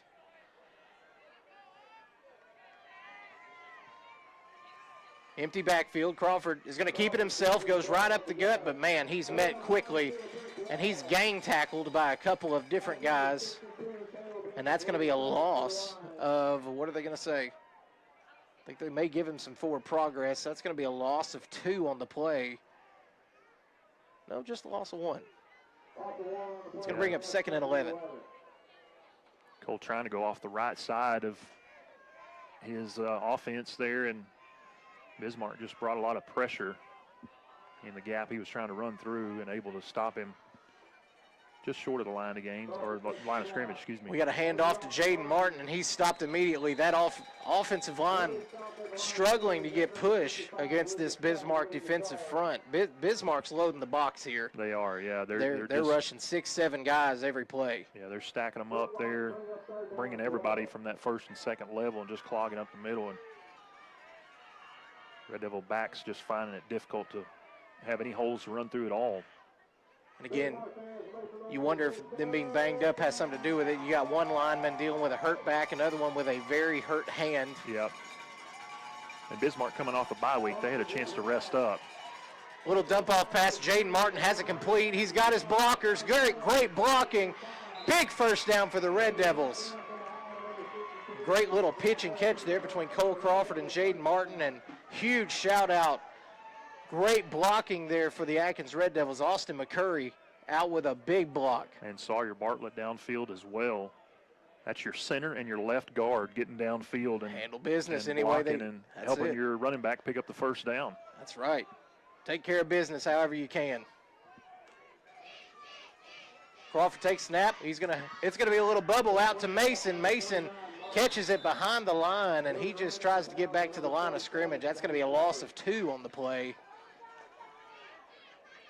Red Devils have been in a couple situations now where they just keep getting behind the sticks. Yeah, I was going to say just backing up on first down the last couple of sequence there and just can't get any traction on first down. And that time Mason lost 3 yards. Bring up 2nd 13 for the Red Devils. Cole, empty backfield, takes the snap, looks to his right side, pass completed to Allen Horn, number 15, and that's a crucial pickup for the Red Devils. Pickup of about 10 on the play, 9 or 10, and that's going to bring up about 3rd and 4. Yeah, Allen Horn just going out there and finding a soft spot in that Bismarck defense, which has been difficult tonight. They've been pretty solid, and he comes up with a big catch and gives the Red Devils a 3rd and manageable. 3rd and 4. Ball sitting at the 32, the Bismarck 32. Big Camden Newby comes in at fullback position for the Red Devils. Jaden Martin in at the Wild Devil formation. Jaden's going to keep it himself, goes to the right side. He's got room. He fights forward, and that's going to be a first down for the Red Devils. Big pickup on the play for the Red Devils when Blake Mitchell and Camden Newby come onto the field. Yeah, both of them in the backfield, technically, right behind the right side of that offensive line, just some extra blockers. And I think everybody in the stadium knew what was going to happen. Jaden Martin was going to go off the right side and follow those big guys, and they still couldn't stop him. Able to pick up enough for the first down, ball to 27. Crawford takes a snap, rolls out. He's got a man there. That pass is completed to Davin, or is it incomplete? I think they're going to say it's incomplete, yeah. Davin Bowden had to really leap for that. Cole had about 8 guys in his face. He did. Man, if he would have caught that, that'd have been a touchdown for the Red Devils. I mean, Davin had 7 guys blocking for him. Yeah, that was what they were trying to set up, just trying to set the screen up so you let the defensive line come through and throw the ball out there and get those offensive linemen downfield to block for him, and pass just a little too tall for Davin to bring in. Crawford looks to his left side, throws this thing, and he's got, just a little overthrown. Allen Horn was the intended receiver over there. Could not bring that one down. That's going to bring up 3rd and 10.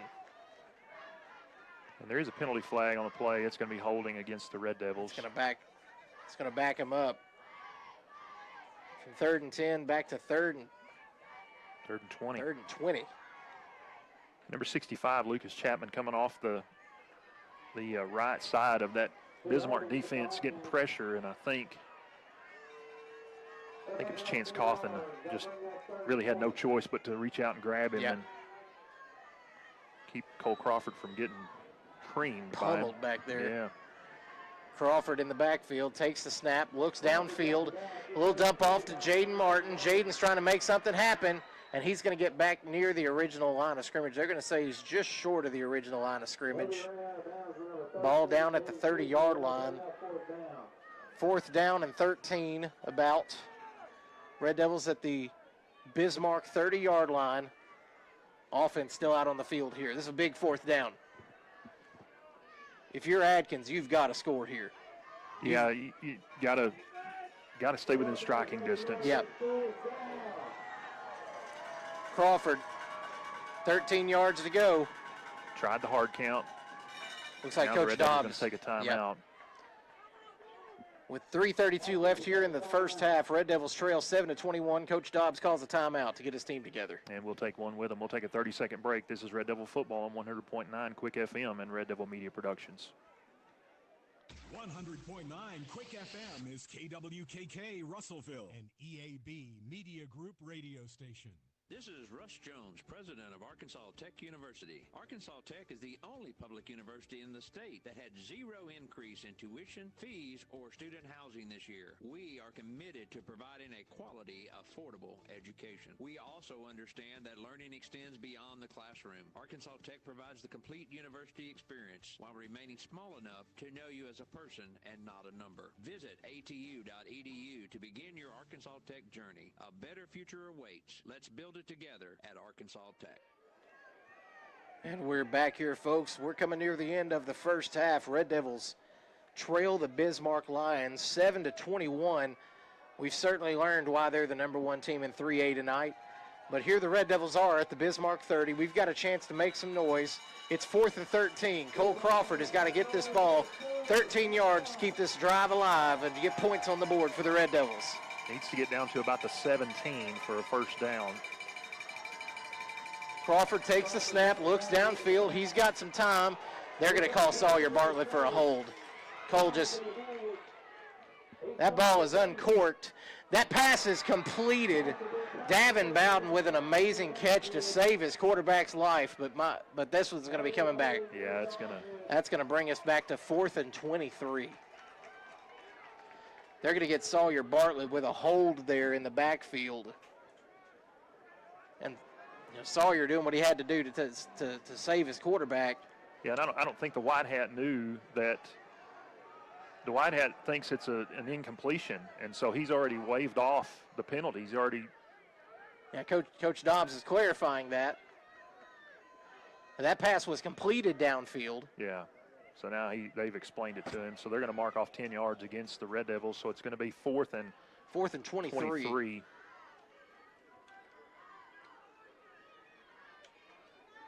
Ball's going to be at the Bismarck 40.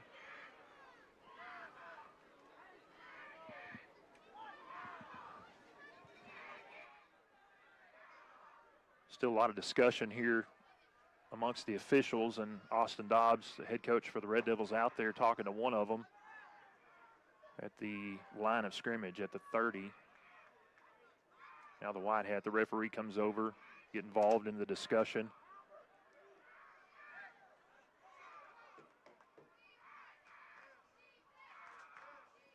Like I said, initially the referee, he indicated that pass was incomplete and that Bismarck was going to decline the penalty and take over on downs. He didn't know that Davin Bowden made a sliding catch down there inside the 5.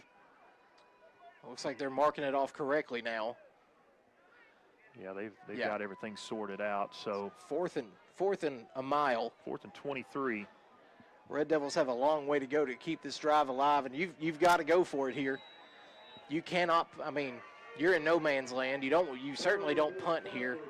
Bismarck, the Red Devil defense has had no answer for Bismarck so far. You've got to try to get points on the board. Yeah, and still need to get down to the 17 for a first down. Crawford takes a snap, looks downfield. Jaden Martin stayed in to chip. Crawford uncorks one downfield, and there's nobody there.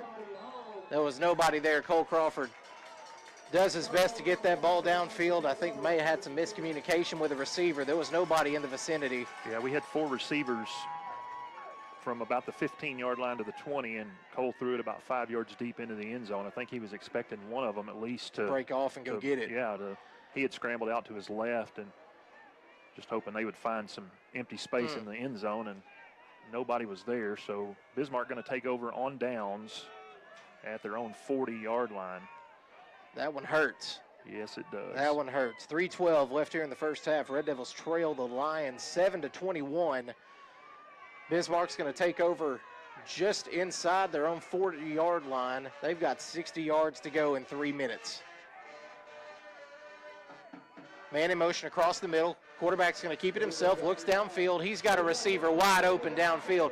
That pass is incomplete. Incomplete. Dakota Ham, number 23 on the coverage, just sprinting to the receiver who was open. And he just put his hand in there and pulled it out, pulled the ball out. Ball a little bit late there. And it kind of hung up. Keithley got a little more air under that one, I think, than he wanted to, and gave Dakota Ham just enough time to get to it and knock it out of there. So it's going to be 2nd and 10 for Bismarck. 3:06 left in the half. Keithley runs to his right side. He's got pressure. That pass is dropped again on the sideline. That pass would have been complete. Dang close to a first down, but it was dropped. There's number 20, Brody Allen, and Dakota Ham closing in on him. And again, Dakota just getting his hand up there and knocking the ball away at the last second. Dakota was a magnet for PIs this season, but these last couple of games, Dakota has done a tremendous job with some pass deflections and just getting in a receiver's face without getting the PI. Yeah, really cleaned things up the last couple of games. Yeah, great growth to see from the young man. Red Devil defense, big opportunity for a stop, 3rd and 10. Quarterback has a ton of pressure. It's a little dump off, and that pass is complete, but he's brought down behind the line of scrimmage. And there's penalty flags. Oh, my goodness. What? AMT was the man that brought him down. What's the penalty flag for? It's going to be a face mask. Oh, no. It kind of looked like a hip drop tackle to me. I don't know how he got his face mask from behind him.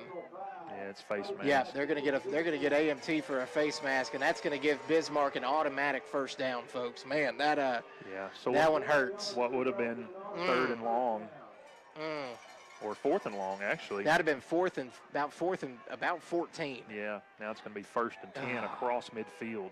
Good gracious, that one hurts. AMT, great job chasing him down. Just came in a little high with the tackle. Yep. And with Diaz, man, you just try to get a hand on him. He's been everywhere tonight. Quarterback rolls out to his right side. He's got tons of pressure. That pass is complete downfield.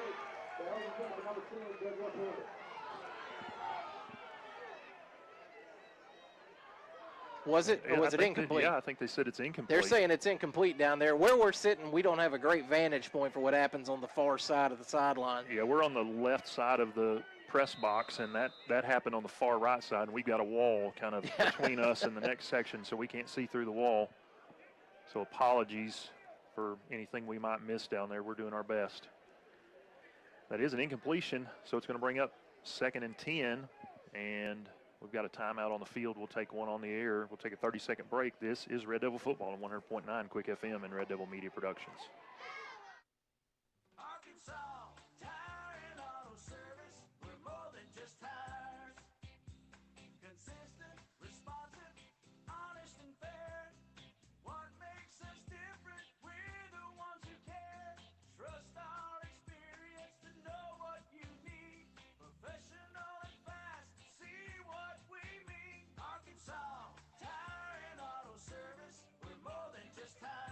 Arkansas Tire and Auto Service, 2304 East Main, Russellville.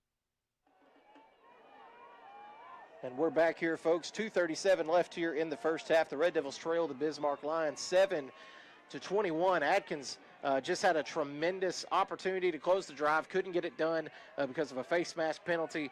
Bismarck now sits at 2nd and 10, just over midfield, trying to get this to a touchdown before halftime. It's going to be another jet sweep. Running back has a lot of room, and he's got nobody in front of him. That's going to be a touchdown, Bismarck. Bismarck runs a jet sweep right across the middle of the field. Cademan. We do have a flag at about midfield. We do have a flag midfield. That one is going to be a holding call against Bismarck. So that wipes out a 52-yard touchdown run by Cade Keithley. Woo! And instead, it's going to be 2nd and 20 for Bismarck. Man. So a huge break for the Red Devil defense. Cade Keithley got the jet sweep and made a couple of guys miss, and he was off to the races. Man, hopefully the Red Devil secondary can get their lungs back in him after chasing. Man, Cademan Keithley is fast, tremendously fast. Yeah. And, man, he made 2 cuts and he was gone. Good job by the Red Devil defense not giving up on that play, but, man, lucky to get the break here. That's going to bring up 2nd and 20. Ball now on the 42-yard line of Bismarck, headed towards midfield. 2:25 left here in the first half. Red Devils trail 7-21. Cademan Keithley averages 98.5 yards per game, and he almost had half of it right there on one play. Another man in motion across the middle. Quarterback keeps it himself. He pitches it out to his pitch man. It's Cademan Keithley. Cademan's going to get brought down. He's going to get brought down inbounds. Jaden Martin and Wyatt Hearn there, the men on the tackle. Blake Mitchell comes in for the assist as well with AMT. That is going to be, they're going to pick up a little less than half of what the original line of scrimmage would have been. Yeah, and again, a little bit of confusion with the officials. The official on the near side to us on the home side was signaling for first down or measurement for a first down, and he was looking at the original line of scrimmage. Just under a minute and a half left here in the first half. Pressure, John Davis was in his face. That pass is just a little high. And I think John Davis got a fingertip on that one. He saw he wasn't going to be able to get to Keithley and just put his hands up, and I think he tipped it enough that it fluttered over Diaz's head. So that's going to bring up 4th and 11 for Bismarck. And it looks like they're going to punt. They are going to bring out their punt unit. Number 65 in for the punt for the Lions. Tanner Hegeman is going to go back to receive for the Red Devils, and they're going to get the ball back with about a minute 22 left on the clock.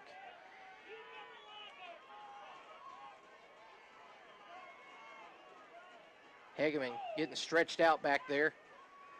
Kick is up. Good punt. That punt is going to roll dead. Just right around the 15-yard line, and that's going to be where the Red Devils take over. They got 85 yards to go if they want to get a touchdown here with a minute and 11 left here in the first half, trailing 7-21 against the Lions.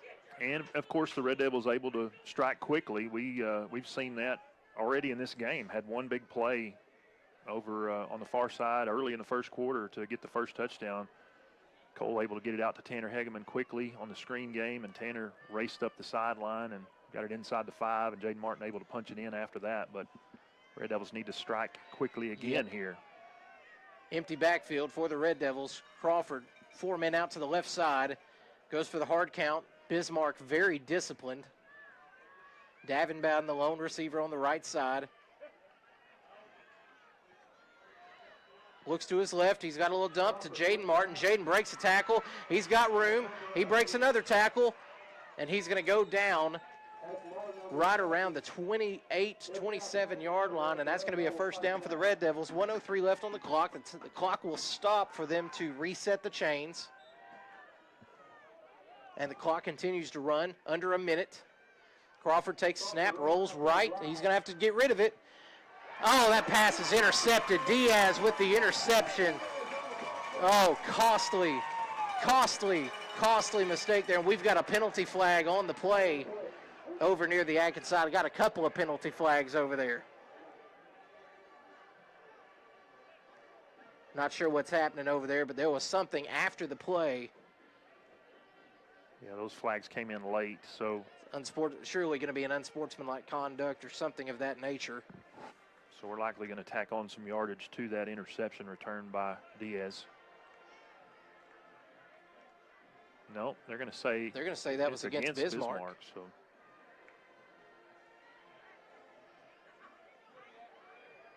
Is that going to be offsetting? No, it is against Bismarck. We have an unsportsmanlike. The officials discussing. We haven't seen an indication from the referee, the white hat, just yet what the call is. He initially signaled toward the Red Devil side, but it is unsportsmanlike conduct for Bismarck, so that's going to back them up.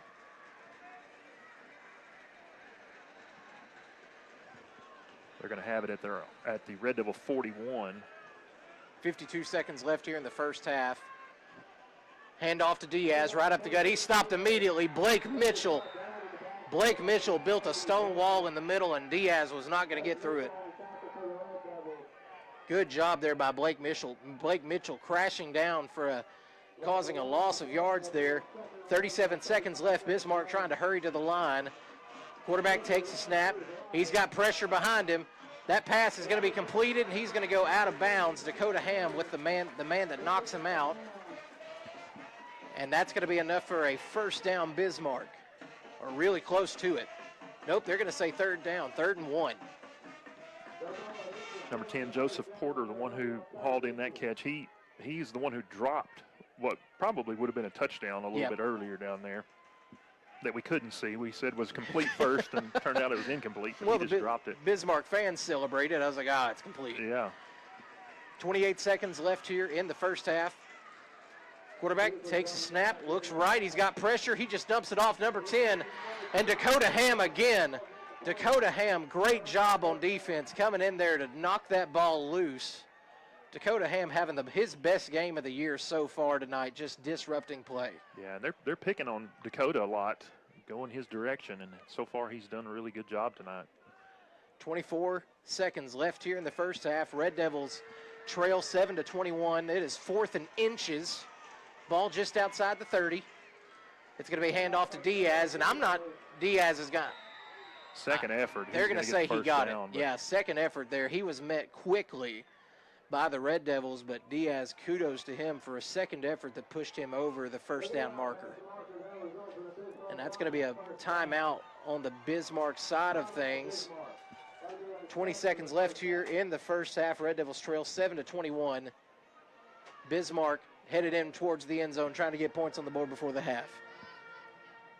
We're going to keep it right here for this timeout. Probably going to be a short one. Bismarck just trying to stop the clock and preserve some time. There's 20 seconds left on the clock. They have it at the Red Devil 35-yard line. Excuse me, 30-yard line. That time Diaz met initially in the backfield by Jaden Martin and able just to get enough to cross the line to gain, get a first down. Solomon Lytle came in to help with that tackle, so the defensive ends combining to make the stop for the Red Devils, but Diaz able to get enough for the first down and keep the drive going for Bismarck. Another 4th down conversion for them. Red Devils come out here, 1st and 10. Trying to get a stop here against Bismarck. 20 seconds left here in the first half. Red Devils trail 7-21. Ben Keithley, quarterback, takes a snap, looks right. He's going to uncork one, and I can't see down there. And there's a they're going to get Dakota Ham for a PI. Yep, they're going to get Dakota Ham for a pass interference there. Pass was intended for number 7, Malachi Stevenson. No, I'm sorry, that's number 3, Preston Hughes. 14 seconds left on the clock here in the first half. Scott, I think this last minute has lasted longer than the whole first half in general. But 14 seconds left here in the first half. That's going to be a first down for Bismarck. Ball at the 15.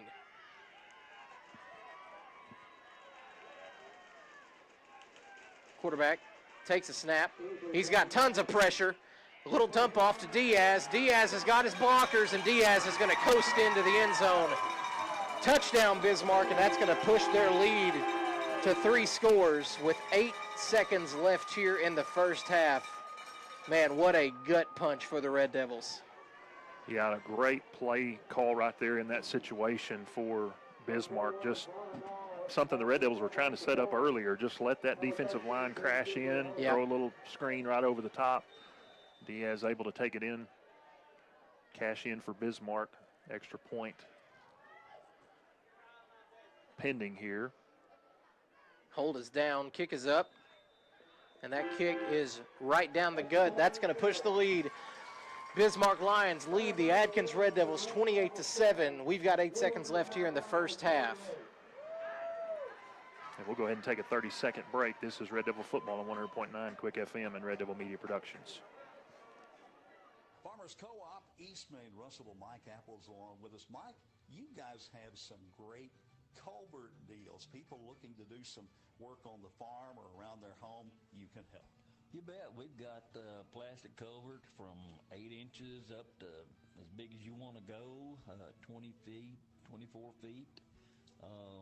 Got good prices on them. You ought to check us out. Remember, the Co-op in Russellville, East Main, and don't forget their Danville location. And we're back here, folks. 8 seconds left here in the game, or in the first half, excuse me. Red Devils waiting to take the kickoff. Mason Martin, the man in the middle. That ball is going to go towards Tanner Hegeman. Hegeman fields it. He's trying to follow some blockers. He's got a little bit of room. Tanner's got room! Tanner Hegeman could go all the way! At the 30, 20, the 10. Touchdown, Red Devils! Tanner Hegeman. Huge kickoff return for a touchdown. No penalty flags. No flags. What a great Great run by Tanner Hegeman, his first kickoff return touchdown of the year. That's huge. Man, Scott Atkins gets the ball to start the second half. They sure do, and that touchdown right there is big. I thought when Bismarck punched it in there with 8 seconds left, we're going to go into the half down 3 scores, and that's a huge deficit. But Tanner Hegeman. Effort. Yeah, Great huge job. effort there. Great job by the Red Devil special teams, making blocks out front for Tanner. Hold is down, kick is up, and that kicks right down the gut. Kenny Rivas ties this game up. Brings Atkins' score up. It is 28-14. Red Devils trail Bismarck heading into halftime. We don't go anywhere, folks. We've got a big game coming up in the second half. Yeah, we're going to take a 3-minute break, and we'll come back and recap the first half. This is Red Devil Football on 100.9 Quick FM and Red Devil Media Productions. Atkins Physical Therapy, a subsidiary of Lions Rehab Services, has been serving the River Valley area since 1983. With over 30 years' experience, Atkins Physical Therapy offers outpatient rehabilitative services, convenient location, and quality service. Danny Lyons, physical therapist, is a proud sponsor of Atkins and invites you to get out and be a part of the games this season. Located at 408 North Church Street, it's Atkins Physical Therapy. Atkins Physical Therapy. Come in as a patient, leave as a friend. Arkansans have trusted the expert surgical teams at Baptist Health for more than a century. And through the years, we've excelled at surgery that puts the patient first. Heart surgery, orthopedic surgery, neurosurgery, breast cancer surgery, and any surgical challenge you face. At Baptist Health, we put all our effort into perfecting one very particular type of surgery, yours. Learn more at baptist-health.com. Baptist Health, for you, for life. BK's Coffee and Gifts has loved being at Atkins and serving you, but they're excited to announce they're moving to Pottsville. BK's Coffee and Gifts is working hard to get settled in and will be ready in December with all your favorite drinks, breakfast and lunch, and hand-picked gifts. Stay tuned for more details and make sure you follow BK's Coffee and Gifts on Facebook for details. Whether you're shopping for gifts or just craving a treat, remember BK's Coffee and Gifts. That's coffee with a K. At Centennial Bank, we believe serving our community goes beyond assisting with financial needs. We pride ourselves on being community connected and customer focused. Supporting our community starts with our employees. We enjoy rolling up our sleeves and helping make our community a better place. Our local bankers are a team that brings passion, pride, and dedication to our communities. That is why Centennial Bank is proud to support the place we call home. Centennial Bank, member FDIC, equal housing lender. Chambers Bank in Dardanelle is a full-service community bank that loves helping their community succeed and values their partnership with customers and businesses. Every relationship is important and starts with trust at Chambers Bank. They're available in person as a trusted local resource for your banking and financial needs, with 2 convenient branches in Dardanelle at 6th and Union and 4th and Union, or call 479-229-1505 to start community banking with Chambers Bank. Member FDIC. Are you working hard to feed your family on a budget? Visit Chicken Mart to get all your Crispitos, pizza sticks, restaurant quality chicken nuggets, strips, wings, and fries all in one stop, and lots of opportunity purchases that are so good they may never come back. Check out Chicken Mart in 2 convenient locations before you go grocery shopping and see what they have for your family. Chicken Mart's been serving the River Valley since 1983 and still going strong. Visit 1808 South Arkansas Avenue or 106 Weir Road in Russellville. Chicken Mart, your chicken and more store. We welcome you back into the Alathus Realty broadcast booth. Buying or selling your home has never been easier. Contact our friends at Alathus Realty today. We are at halftime here in Bismarck, and the Red Devils trail 28-14. Bismarck scored with 8 seconds to go in the first half, and it looked like they were going to take a 3-score lead into halftime. And on the ensuing kickoff, Tanner Hegeman went 88 yards for a touchdown to keep it just a 2-score game, and the Red Devils do have the ball coming out of the second half. Zach, kind of a wild first half. Very, very different from what we saw last week where we went the whole first half and only had 3 points on the board. Tonight, we've got a shootout. Yeah, absolutely have a shootout, and hey, kudos to Bismarck for being able to stop the Red Devils where we have succeeded all year. We have 2 very highly touted running backs. We have one of the most effective running games in 3A. with two guys who are over 1,000 yards rushing. And Scott shared a stat with me that is staggering, that I don't even know what to think about it, Scott. This is our 13th Red Devil game to call, 13th if you count the preseason. This is our 13th Red Devil game to call this season. And the Red Devils, at the end of the first half, have -3 rushing yards. Yeah, 10 carries for -3 yards right now. And wow. That is a credit to the Bismarck defense. They are doing a fantastic job and just loading up. You said it during the second quarter. They're just putting 7 guys in the box and just clogging up the gut, and nothing doing for the Red Devil rushing game so far. Fortunately, Cole Crawford has been able to find some success in the passing game. We have 8 completions for 134 yards. The big one, of course, to Tanner Hegeman in the first quarter. Tanner has that 1 catch for 64 yards. Jaden Martin has 4 catches for 42. Mason 2 for 20, and Allen Horn 1 catch for 8 yards. And Jaden Martin able to punch it in the running game, but overall, Red Devils just going backwards with the rush so far. We'll see if they can get that corrected for the second half. Bismarck, on the other hand, doing a lot of damage on the ground, and most of that has been number 26, Johnny Diaz, who was not really on the radar at all. Like I said, he just had about 180 yards rushing for the entire season, and tonight he has done a lot of damage. Bismarck has 30 carries in the first half for 150 yards. They're averaging 5 yards per carry. They have 6 completions through the air for 84 yards. So more yards total offense for Bismarck, obviously, than the Red Devils, and that's why they're sitting at 28-14 in the lead here as we sit here at halftime. But the big story there, again, right before halftime, was Tanner Hegeman's 88-yard kickoff return for a touchdown that really keeps the Red Devils within striking distance. As we said, they get the ball coming out of halftime. That is, unless Bismarck elects to try maybe an onside kick or something like that. So I think the Red Devils have to be aware of that.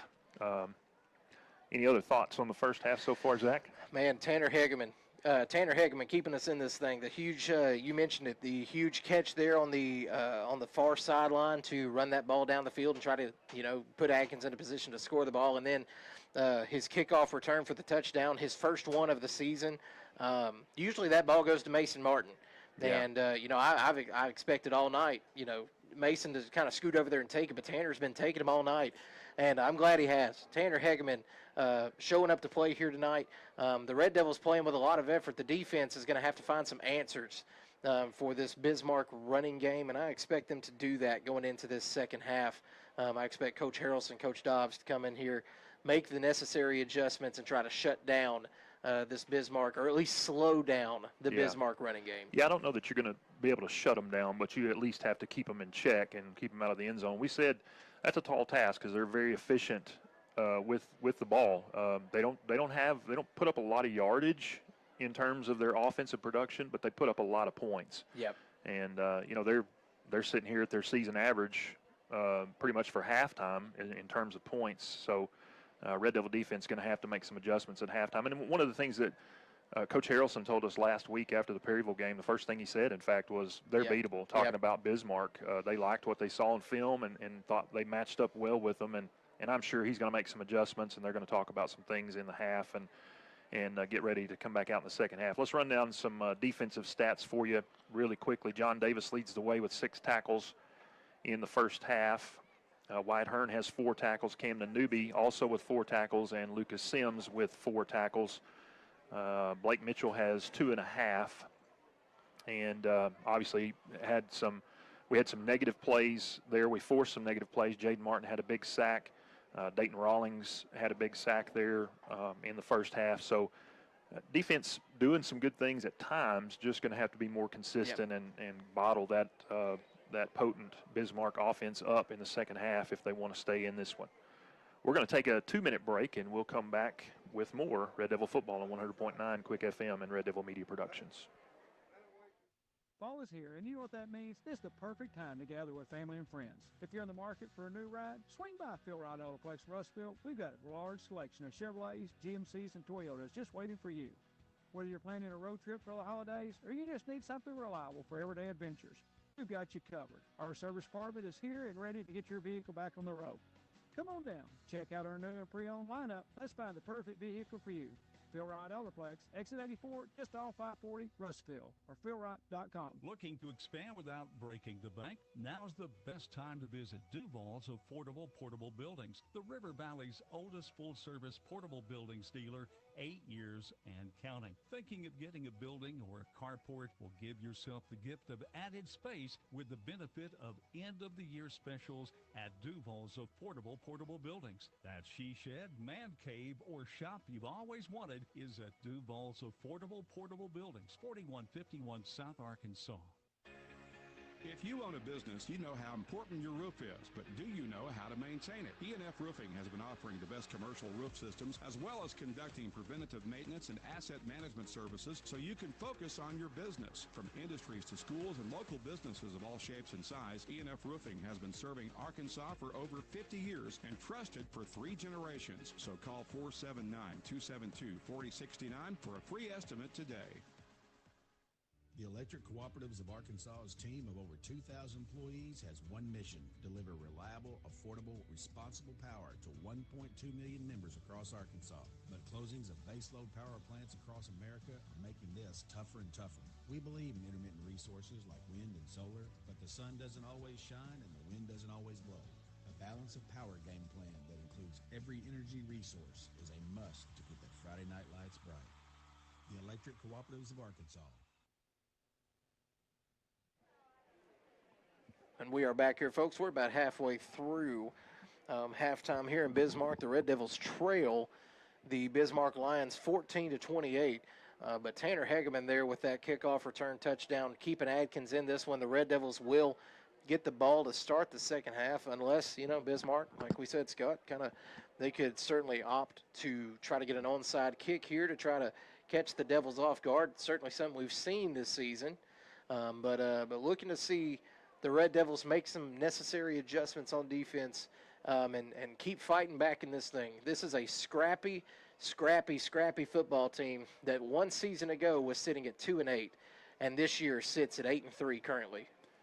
Yeah, this is a very different Red Devil football team than what we've seen the last couple of years, and we mentioned it a couple of weeks ago on senior night. Just a huge credit to these seniors, these 7 Red Devil seniors, for the huge turnaround that they have made. 0-10 2 years ago, 2-8 last year, to really finishing tied for second in the conference this year, and an overall record of 8-3 at this point. Finished the regular season at 7-3. So getting to the second round of the playoffs, a big accomplishment, but I don't think they're done yet. No. By no means do I think they've gone into half thinking, well, this one's over, let's just ride it out. I think they're going to come back and with maximum effort, Red Devil pride in the second half, and try to, just see what happens. They played from behind quite a bit this year and been able to come out on top in some of those games. Check a few scores of interest to Red Devil Nation. The winner of this game gets the winner of Osceola and Charleston next week in the quarterfinals. Right now, Osceola is up big over Charleston, 37-7, showing that one's in the second quarter.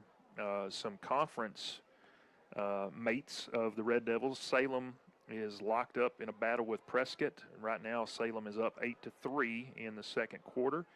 And then the other conference mate in action tonight, Mayflower, playing Boonville, and Mayflower is down 28-13 in the second quarter. So one conference opponent looking pretty good, the other one not so good, and the Red Devils looking at a 2-score deficit here as we sit at halftime. And we mentioned how efficient Bismarck is with the football, and they scored on 4 out of their 5 drives in the first half. Yep. The only time the Red Devils were able to get the ball back was forcing them on a punt on their 4th drive of the first half, and then they came back on the 5th drive and covered 41 yards in 44 seconds to score that last touchdown with 8 seconds left in the half, and maybe kind of let their guard down just a little bit, and then Tanner Hegeman answered back with a 88-yard kickoff return for a touchdown. So again, that's where we sit at halftime. Red Devils trailing 28-14, get the ball to start the second half.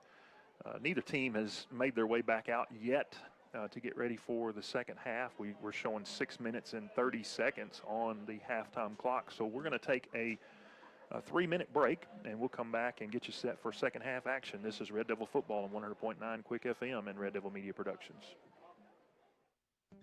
Fellner's Athletes Corner, your high-performance athletic store for quality athletic footwear and apparel, features Nike, Under Armour, The North Face, Patagonia, Oakley, Saucony, New Balance, Brooks, Asics, Kabu, Keen, and many, many more. Fellner's invites you to make them your first stop. With more than 50 years combined experience, the familiar faces at Fellner's can help you with all your athletic needs. Fellner's Athletes Corner, 2320 West Main, Russellville, open 9:30 until 6 Monday through Saturday. Running a business, a household, or just everyday life can be hectic. The last thing you want to have to think about is banking. At First State Bank, we focus on providing you the financial tools and exceptional service you need so you can focus on what really matters. Whether it's managing your business from the sidelines or making life run a little smoother with convenient and flexible financial solutions, we've got your back. Give back to business and life. We'll take care of the rest. First State Bank. Did you know that Henderson State University offers a nurturing classroom environment with caring faculty who will invest in your career success? You can learn a lot at Henderson. Come check us out. Visit hsu.edu/getready for additional information. Did you know that Henderson State University offers the only aviation degree in Arkansas? You can learn a lot at Henderson. Come fly with us. Visit hsu.edu/aviation for additional information. You don't have to choose between comfort and capability when you're behind the wheel of the 2025 Honda Pioneer 704. Rugged and reliable, it delivers the power you need on the job with the smooth shifting you want on the trail. Plus, with Honda's exclusive quick flip seating, you get the versatility of seating 4 passengers or stowing the back seats for a full cargo bed. See the latest Honda Pioneer 704 today at your local Honda of Russellville at 220 Lakefront Drive. For your safety, read the owner's manual. Wear a helmet, eye protection, closed side nets, and doors. And always wear seatbelt. Honda side-by-sides are for riders 16 and older. Why hold a parade that only goes one block? What in the world is a bathtub race? And how can one town be the training ground for American Pharaoh and the former playground of Al Capone? That's just Hot Springs being Hot Springs. Between thermal waters, thoroughbreds, and the world's shortest St. Patrick's Day parade, this town isn't trying to be unique. It just comes naturally. Come experience this slightly unconventional and completely wonderful place called Hot Springs, Arkansas. For more info, visit hotsprings.org. A lot of cities claim to be unique, but are they really? Were they the off-season playground for legends like Babe Ruth and Al Capone? Do they sell beer made from thermal spring water that comes straight from the ground below? Do any of these places have a street that has a gangster museum on one side of the road and a national park on the other? Let me go ahead and answer that for you. They don't, because none of them are Hot Springs, Arkansas. For more info, visit hotsprings.org. And we are back here, Red Devil fans. Red Devils trail the Bismarck Lions 14-28. We're still awaiting the teams to come out of the locker room to start this second half. But I'm expecting a fun second half of football here, Scott.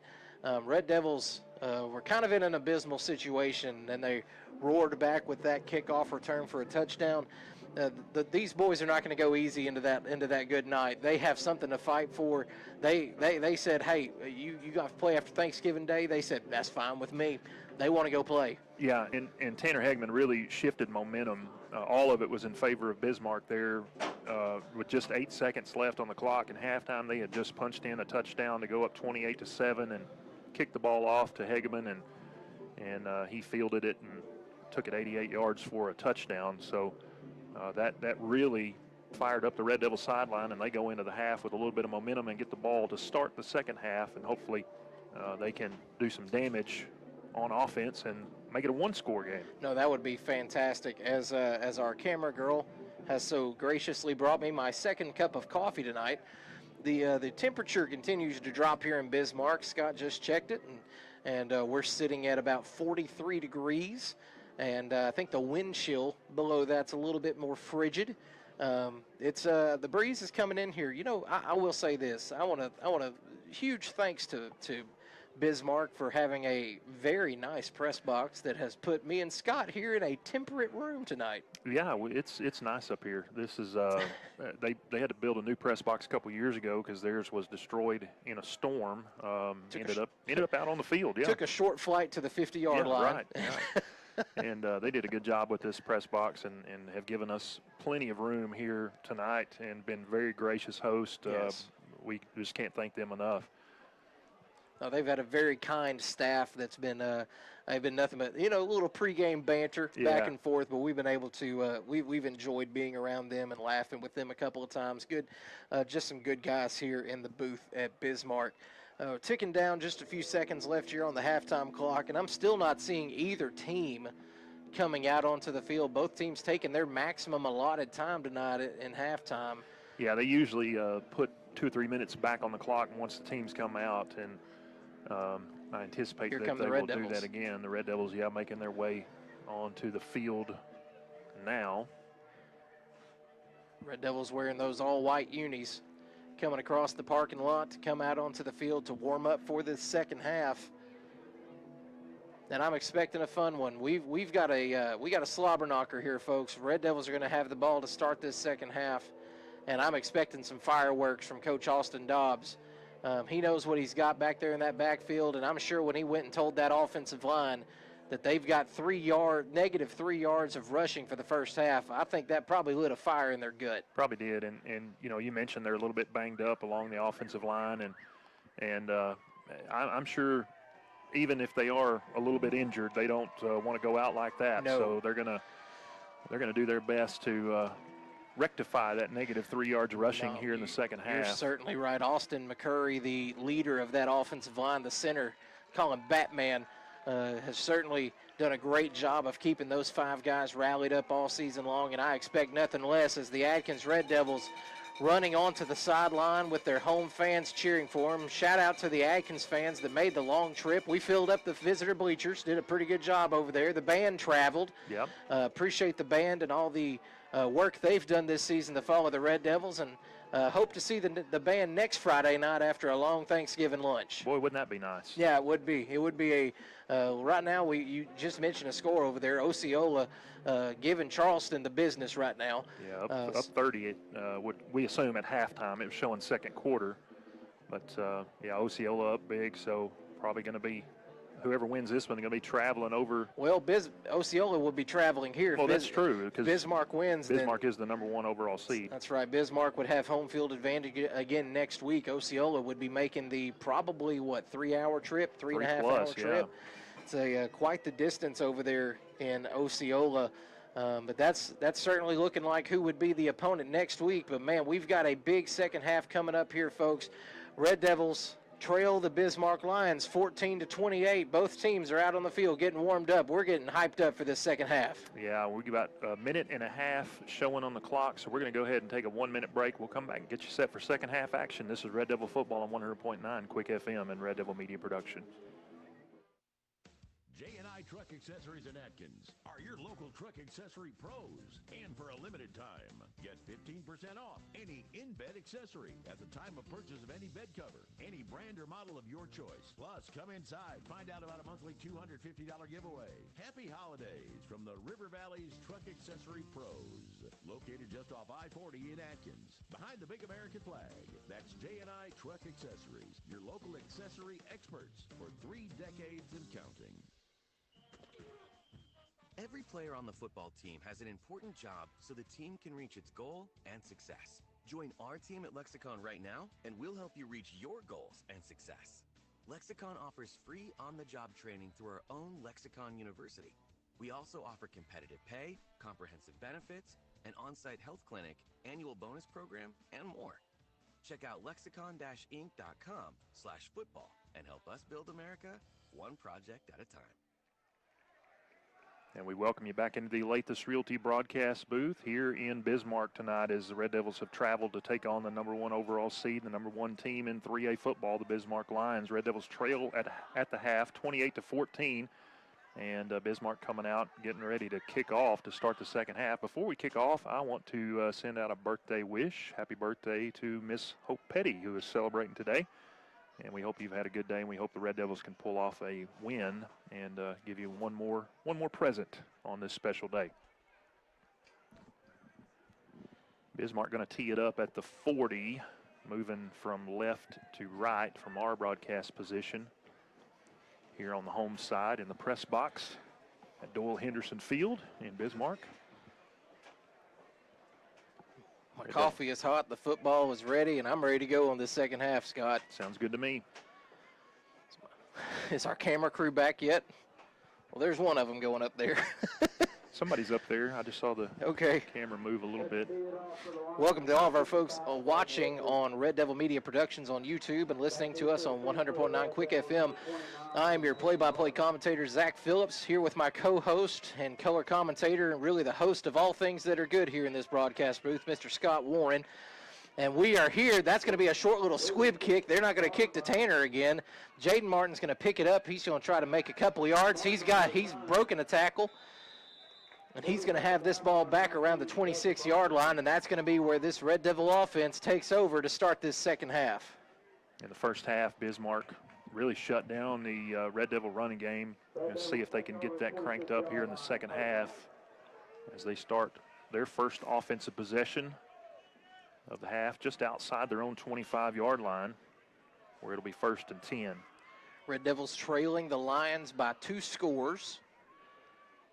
28-14 is the score here in the second round of the playoffs down here in Bismarck. Cole Crawford's going to start this second half with Jaden Martin in the backfield next to him. 4 receivers out wide. Well, 3 receivers out wide. Crawford takes the snap. Hand off to Jaden. Jaden's trying to make something happen. Man, there's just nowhere to go. Yeah, nothing there. Nowhere to go at all. Jaden kind of bounced around in the backfield waiting for a hole to open up, and it just never really developed. Couple of the Red Devil linemen looking a little beat up coming out of that play there. It's going to bring up second and 11 for the Red Devils.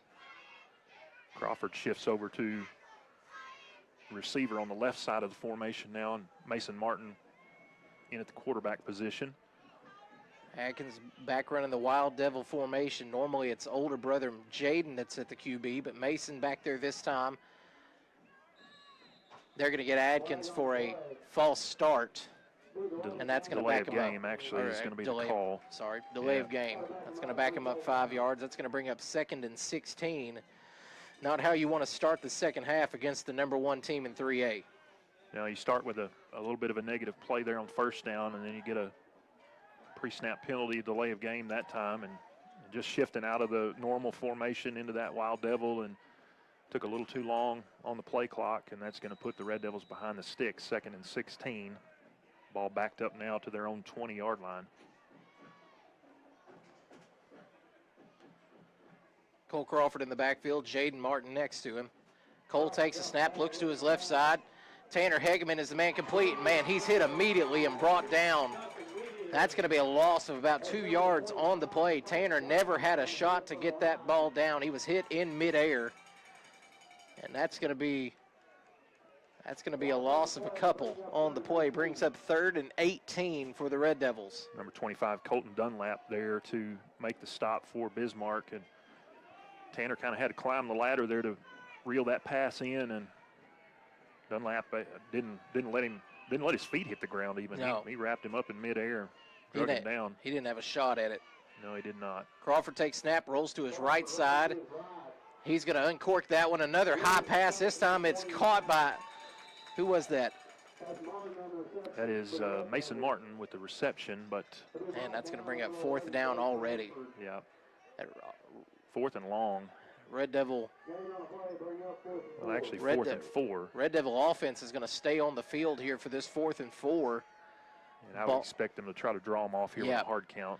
Well, they've got the heavy set in. Jaden Martin back at QB position in the Wild Devil. Camden Newby has come on. Jaden takes a snap, and he is met at the line. He's not going to get it. That's going to be a turnover. That's going to be a turnover on downs. And Bismarck is going to get the ball just, right at their 30-yard, at the Atkins 30-yard line. They're going to have tremendous field position to start this drive. they're going to have it at the 32, 31. Yeah, Jade Martin tried to go off the right side, just nowhere to go. Bismarck did a good job stacking up over there and creating the turnover on downs. They take over on the Red Devil 31. Still not letting Atkins run the ball. Atkins has not been able to do that all night. Negative rushing yards. They're going to hand it off to Cademan Keithley. Cademan's caught behind the line of scrimmage for a loss on the play. Dayton Rawlings in on the tackle, along with AMT and Solomon Lytle. Good job there by the Red Devil defense. Rallying to it. Creating a negative play. That puts Bismarck in a 2nd and 12 situation. Keithley takes the snap, pitches to his pitch man. He's got plenty of room to run. There's holding out on that outside edge. It's not going to get called, and Keithley is going to make it in. They're going to call a touchdown on the play. Cade Keithley runs that on a pitch play around the right side of the field. It was a big holding right there on the edge. Dakota Ham is owed dinner in a movie by one of those wideouts out there. But Cade Keithley runs that thing all the way in for a Bismarck touchdown. That's going to push the lead 34-14, and Bismarck's coming on for the extra point.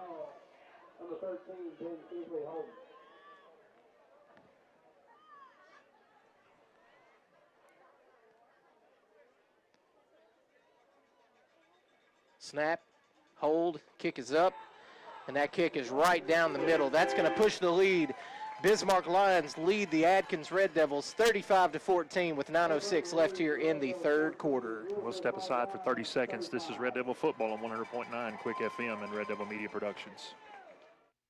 Little Rock is a place where you'll be amazed by everything that awaits every member of the family. Explore sites like the Little Rock Zoo or hike to the top of Central Arkansas at Pinnacle Mountain State Park, which opened its brand new visitor center in 2023. Learn about the world around us at the Museum of Discovery, a nationally ranked children's museum, and at the Central Arkansas Nature Center, where you can see alligators up close. You can tour the Oval Office at the Clinton Presidential Library and walk in the footsteps of civil rights pioneers at the historic Central High School. Learn more at littlerock.com today.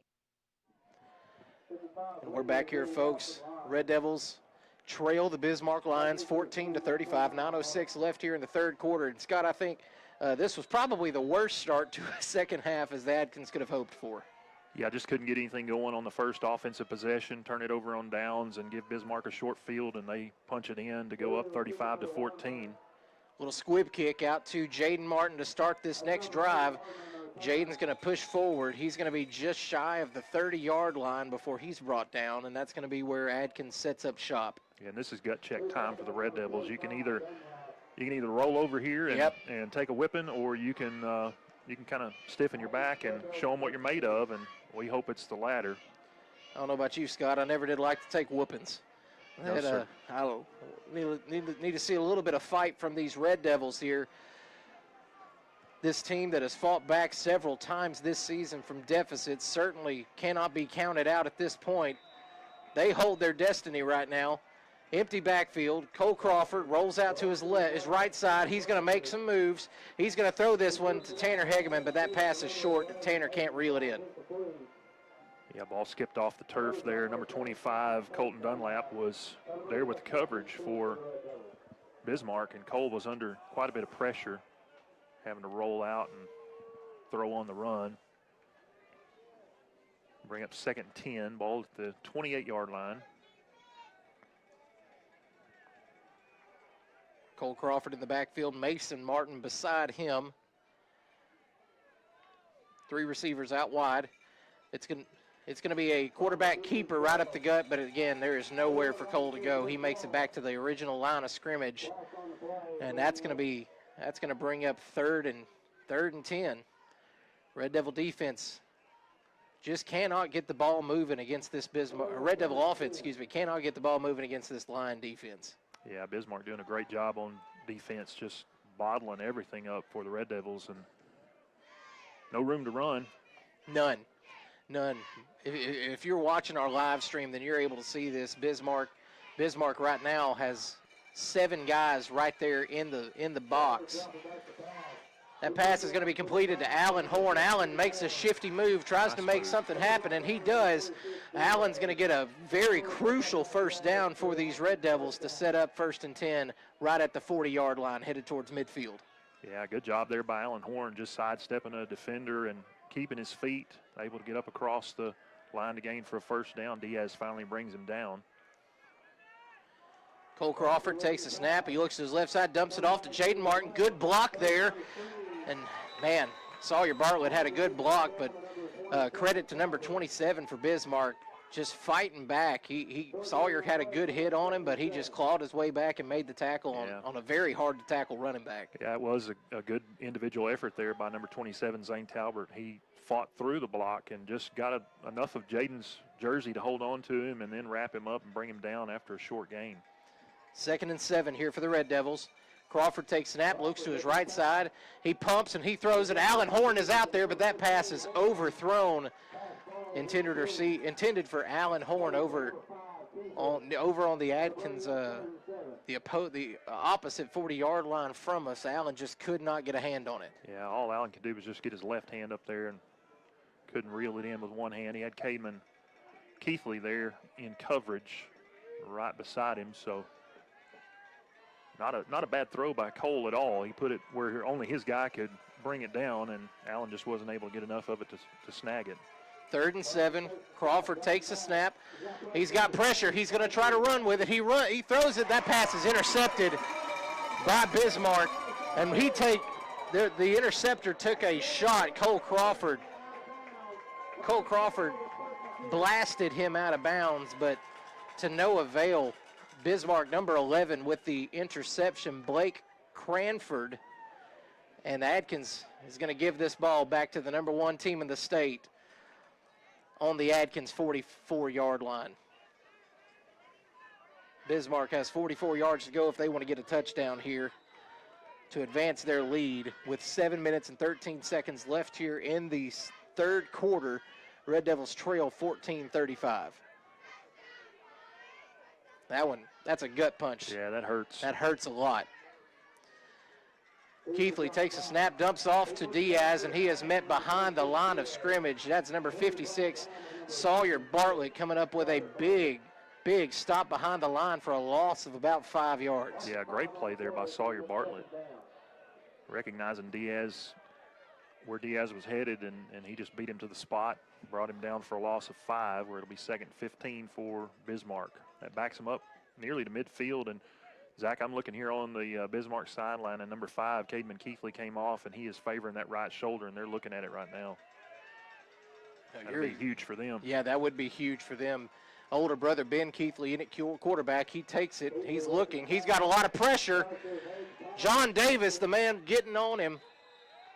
That's going to be Sawyer Bartlett that comes up with a tackle. Ben Keithley is able to scramble forward for about 2 yards, but that's going to bring up 3rd and 13 for Bismarck. Ball on the Atkins 47-yard line.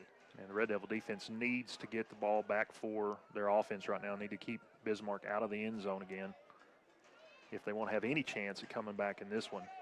As I look over to the Atkins sideline, I see Coach Dobbs and his quarterback, Cole Crawford, having a conversation over there.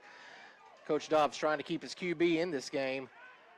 Keithley takes a snap. He's got pressure. He's going to pump it a couple of times, and he's just going to dump this ball out of bounds to save what would have been a huge sack. Sawyer Bartlett had sniffed that one out, and Sawyer was coming for blood. That's going to bring up 4th and 13, and looks like the Lion punting unit is coming out onto the field. Yeah, that time Sawyer Bartlett had a really, really good defensive stand. Had 3 good plays in a row there to force Bismarck to punt. Great effort play for Sawyer Bartlett, who just literally flipped the field playing offense and now playing defense. Red Devils almost blocked that AMT. Austin Martin Trussell really close to blocking that punt. That ball's going to roll dead. Where's that? At the 21? 27, I believe. No, you're right. 22-yard line. About 22-yard line. Atkins is going to have 78 yards to go if they want to put points up on the board. But that's going to be where they set up shop. 1st and 10 on the 22-yard line. 5:41 left here in the 3rd quarter. Red Devils trail 14-35.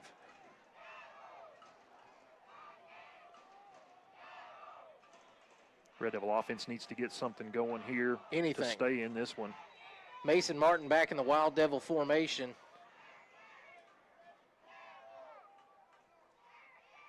He's gonna take the snap. He runs. He makes a couple of blocks. He's got space.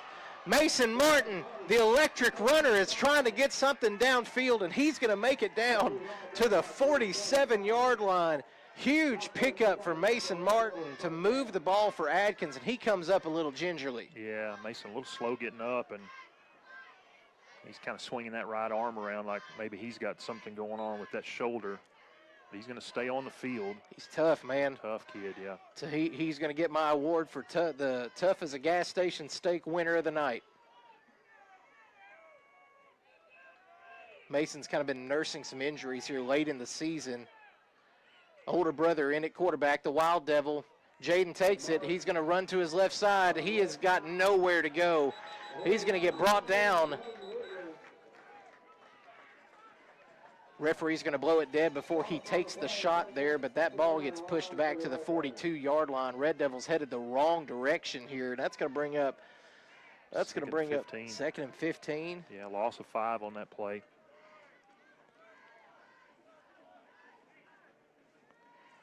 Bismarck defensive line has done a really good job all night long. They just sniffed it out all night. Yeah. Crawford takes the snap, looks to his right. He's got a receiver over there. That's Mason. Mason makes his man miss, makes another man miss, makes another man miss, and Mason's headed down the sideline. He's going to get pushed out of bounds. See, we are in Bismarck territory, just outside the 40-yard line at the 39-38. Huge first down for Mason Martin and these Red Devils. Yeah, they're going to spot it right at the 40. Yeah. That's where Mason was forced out on the far side, but good job by Mason just making a few guys miss. 3 guys had a shot at him, and he did a little jump cut on all of them, left them behind.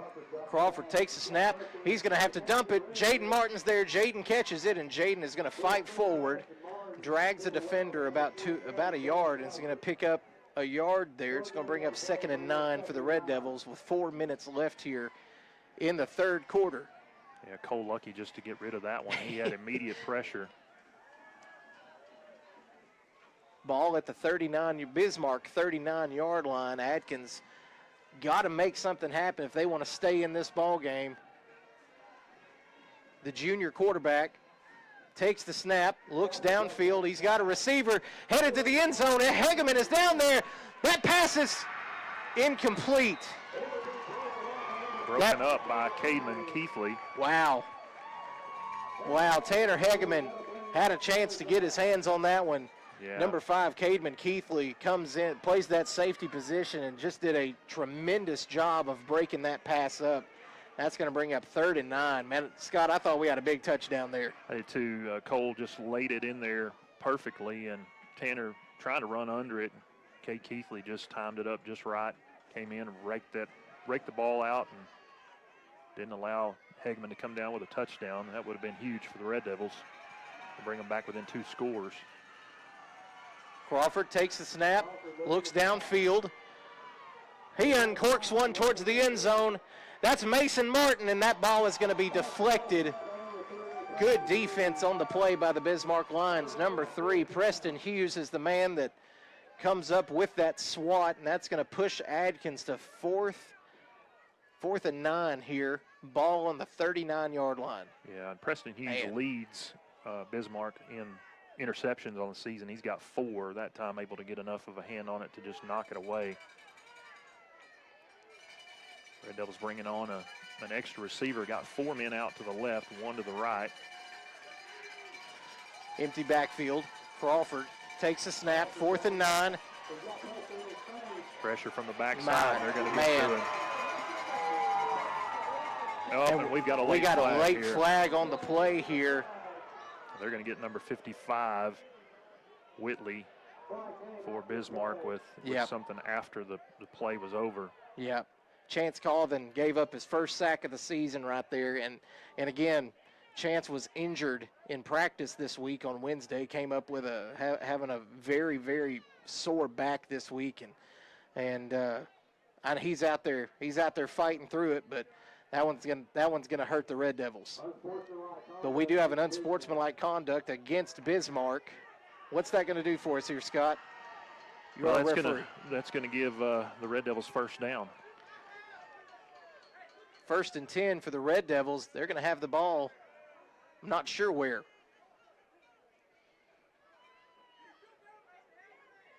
And the Bismarck coaches are really reading the riot act to number 55. Yep. Bladen Whitley, who was guilty of that unsportsmanlike conduct penalty. Just had a really late shove there on one of the Atkins linemen. They were locked up doing battle and just got a little push there at the end. Bismarck coaches are saying it should be Bismarck ball because the penalty happened after the turnover. It was a dead ball penalty, so. Would that give Bismarck the ball? It would, because the result of the play was a turnover on downs. So and that is what they're going to. That's going to be what should happen here. Atkins offense, yeah. Because we turned the ball over there. It was after the play.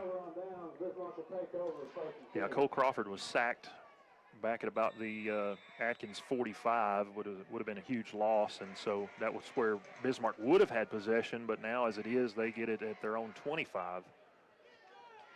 So the penalty there by Whitley doesn't cost them anything in terms of possession, but it does cost them a lot in terms of yardage. Yep.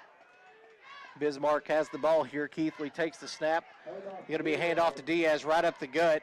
He's trying to make some moves. Solomon Lytle pushes him back. He's gang tackled in the backfield, but they're going to give him some, I think they'll probably give him some forward progress here. Yeah, they're going to give him forward progress of about 2 yards. That's going to bring up 2nd and 8 for the Bismarck Lions. And with the way Diaz has been running the ball tonight, that's a small victory for the Red Devil defense. Yep. He's been gashing them all night long. That time they were able to bottle him up for just about 2 yards on that carry.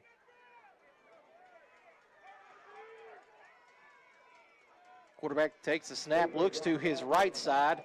He's got a receiver there. That pass was overthrown. Man, Wyatt Hearn, if he'd have seen that, he'd have had a chance to pick that. Yeah, pass was intended for number 3, Preston Hughes, and just a little high for him. He was able to get a hand on it. That made it float just a little bit, and Wyatt Hearn, as you said, had turned to pick up number 10, Joseph Porter, who was working his way back toward the middle of the field, toward that safety area where Wyatt plays, and he just didn't see the ball coming his way. He might have had a chance to pick it and possibly take it into the end zone. Big 3rd down here for the Red Devils. Quarterback runs to his right side. He's looking to keep this thing. He's got room. He takes a shot, but he is going to have the first down. He's going to have about a yard extra, but he does get the first down there. Red Devil defense couldn't make the stop, and that's going to bring up 1st and 10. Ball on the 36-yard line. 2:47 left here in the 3rd quarter. Red Devils trail 14-35. Bismarck has the ball at the 36, headed towards midfield. Sawyer Bartlett playing the left defensive end position, pursuing that time. Wyatt Hearn came up to deliver a shot, but not before Bismarck picks up the first down. We got a handoff to Diaz right up the gut. Diaz makes the guys miss. Solomon Lytle, though, gets the chase down tackle from behind, but not after Diaz picks up nearly 20 yards on the carry. Another first down for Bismarck there in Atkins territory. And another good run by Johnny Diaz. Started off to the right side and worked his way back to the middle, made a couple of cuts and made some Red Devil defenders miss, and Solomon Lytle brings him down from behind as we approach 2 minutes to go in the 3rd quarter. Bismarck with a 35-14 lead and possession of the ball in Red Devil territory, ball at the 47-yard line. Keithley takes a snap, keeps it himself right up the gut. He's met by Dayton Rawlings, and Rawlings brings him down after a pick about 4, but we do have a penalty flag on the play. Yeah, Jackson McNutt also in on that tackle. Jackson playing that middle linebacker position. Looks like this one's going to be a holding penalty. Yep. Holding is the call. So that's going to back Bismarck up. It's going to bring it 1st and 20 here. Red Devils catch a break here. That puts Bismarck back on their side of the field. 1st and 20, ball on the 43-yard line. Red Devil defense going to have to fight to keep them in the ball game. Quarterback takes snap, looks to his right side. He's got a receiver. That's completed to number 3. He makes a tackle, makes a man miss. Red Devils finally wrestle him down right around the 34-yard line. Huge first down for Bismarck to keep this ball moving down the field. Yeah, that's number 3, Preston Hughes. Just sat down in the void there in that Red Devil defense and came up with the catch, then able to make a few guys miss and drag a few defenders for some extra yardage to give Bismarck another first down. Red Devil defense looking to make a stop here. Ben Keithley takes the snap, looks to his right. He's got pressure. That ball is in the air, and it's going to go well out of bounds. That's going to bring up 2nd and 10. Pass was intended for number 10, Joseph Porter, and Dakota Ham had him step for step on the right side. And I don't think either one of those guys knew the ball had even been thrown. No. They were both looking back to the quarterback, and the ball was sailing over their head. But what he didn't know is that he had a Red Devil on his backside, and he was about to be on the ground. Yeah, Keithley was under a lot of pressure there. A&T coming from the backside and not able to get home. Keithley takes a snap, looks right, dump off pass to number 26, Diaz. He's got blockers. He's making some men miss. Red Devils are going to bring him down right in the middle of the field, but he's going to have... He's going to be close to the first down. Right at the first down. We'll see where they spot it. First down was just on the other side of the 25-yard line. They're going to say he's short. That's going to bring up 3rd and 1 for the Bismarck Lions. 3rd and less than a yard. We are under 1 minute in the 3rd quarter. Bismarck's going to have to run another play before the end of the quarter. 17 seconds showing on the play clock. 3rd and short for Bismarck. Handoff to Diaz right up the gut. And it looks like he's going to have enough for the first down. The chain gang is moving, so he does have the first down. Bismarck will reset the chains and just inside the 25, ball at the 23-yard line. 1st and 10 for the Lions. About a 3-second differential between the play clock and the game clock. Just over 20 seconds left. Quarterback rolls to his right side. He's got a receiver over there. And that is a completion. They're going to say that's complete. Red Devils were saying it was incomplete, but referees indicate that ball was completed. Not sure to who. Preston Hughes, number 3, comes up with the catch. He's been busy tonight. He has been busy. On offense and defense.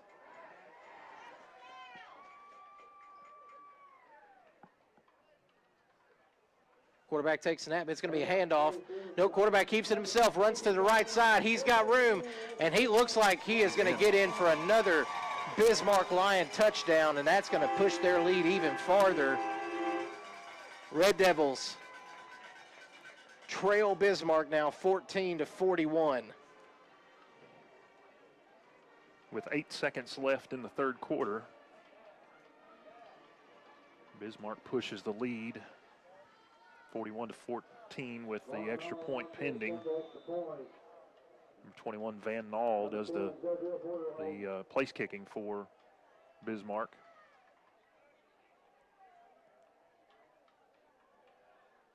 He takes the snap, the kick is up, and the kick is right down the middle, good. That'll push the lead. Atkins trails the Bismarck Lions 42-14 here with 8 seconds left in the 3rd quarter. We'll take a 30-second break. This is Red Devil Football on 100.9 Quick FM and Red Devil Media Productions. 100.9 Quick FM is KWKK Russellville, an EAB Media Group radio station. Lyon College has been shaping Arkansas's future for 150 years, educating students who truly make a difference. Our alumni, they're the computer scientists, artists, engineers, business leaders, teachers, and healthcare professionals you rely on every day. And when it comes to med school, Lyon grads have an acceptance rate that's more than double the national average. Ready to be part of something big? Learn more at lyon.edu. Lyon College, building a better world starting right here in Arkansas. And we're back here, folks. 8 seconds left here in the third quarter. Red Devils trail the Bismarck Lions 14-42. We have certainly learned tonight why Bismarck is the #1 team in 3A. Yes, we have. They don't make a lot of mistakes, but they just made the second one that they made on their kick coverage unit, offsides there on Bismarck. That's going to back them up to the 35-yard line, and they'll re-kick. They are a very, very solid football team on both sides of the ball. Yeah, after getting eyes on them tonight, you look at the stats, and stats, stats are always deceiving. Yeah, they can be. And you've got some teams that just run up and down the field and don't score a lot of points, and then you got some teams like Bismarck that score a lot of points and don't really have a lot of yardage. Right. And, I think that's a credit to Bismarck has gotten the ball on their side of the field quite a bit tonight. They've been working with a short field, and they've executed on that. A very well-coached bunch, and that's going to be a short little pooch kick. Davin Bowden with the reception. He's going to – ball's on the field, and Bismarck says they have it. And they do. And they do. Bismarck is going to take over again here with a short field after the Davin Bowden fumble there on the kickoff. Davin Bowden field that kickoff at about the 40, the Red Devil 40, and just trying to break a tackle and get a few more yards there, and they worked the ball loose, and Bismarck able to come up with it. So, again, Bismarck with a short field. Yep. We were just talking about a short field, and here we are. 3.3 seconds left here in the third quarter, and Atkins defense, who is got to be exhausted at this point. Coming out here, I feel like they've been on the field a lot tonight. They have been on the field a lot. They come out here, ball's on the Atkins 43-yard line. Bismarck, again, short field to go. Red Devil defense going to have to fire up here if they want to make a stop. Quarterback takes snap, looks left. He's got pressure. He's just going to throw this one away, and that ball's going to fall dead. And that's going to bring us to the end of the third quarter. Heading into the fourth, Red Devils trail the Lions 14-42. We'll take a 1-minute break. This is Red Devil Football on 100.9 Quick FM and Red Devil Media Productions.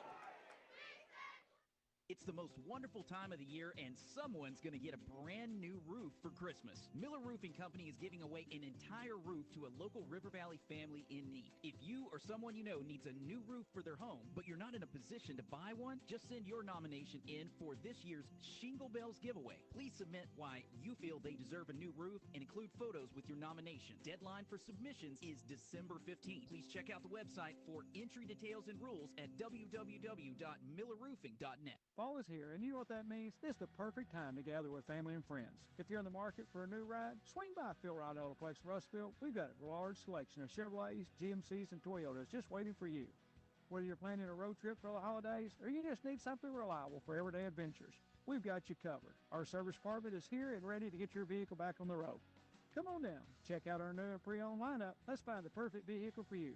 Phil Wright Autoplex, exit 84, just off 540, Russellville, or philwright.com.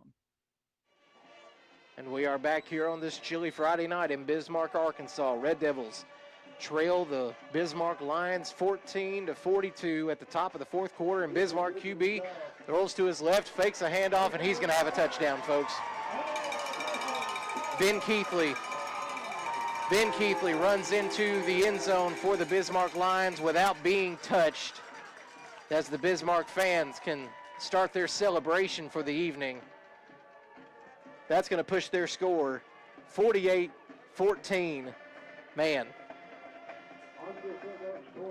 Yeah, don't know really what to say. I mean, Bismarck just, again, takes advantage of a Red Devil turnover there and give them a short field, and Ben Keithley faked the pitch, kept it himself, and races 43 yards for the score to push the lead 48-14, and all on for the extra point for Bismarck. That kick is good. That's going to push the score 49-14. Red Devils trail the Lions. 11:51 left here in the game in the second round of the 3A Arkansas State playoffs. We'll take a 30-second break. This is Red Devil Football on 100.9 Quick FM and Red Devil Media Productions. Why trust River Valley Tinting and Glass? Well, River Valley Tinting and Glass is a family-owned business, and they take care of their customers like family too. So remember, your local auto, residential, and commercial glass and tinting company, River Valley Tinting and Glass. Check out their work on Facebook or call 890-5839 to get an estimate. Or you could always come by 2202 East 2nd Street to see all they can do for you. From a business you can trust, River Valley Tinting and Glass.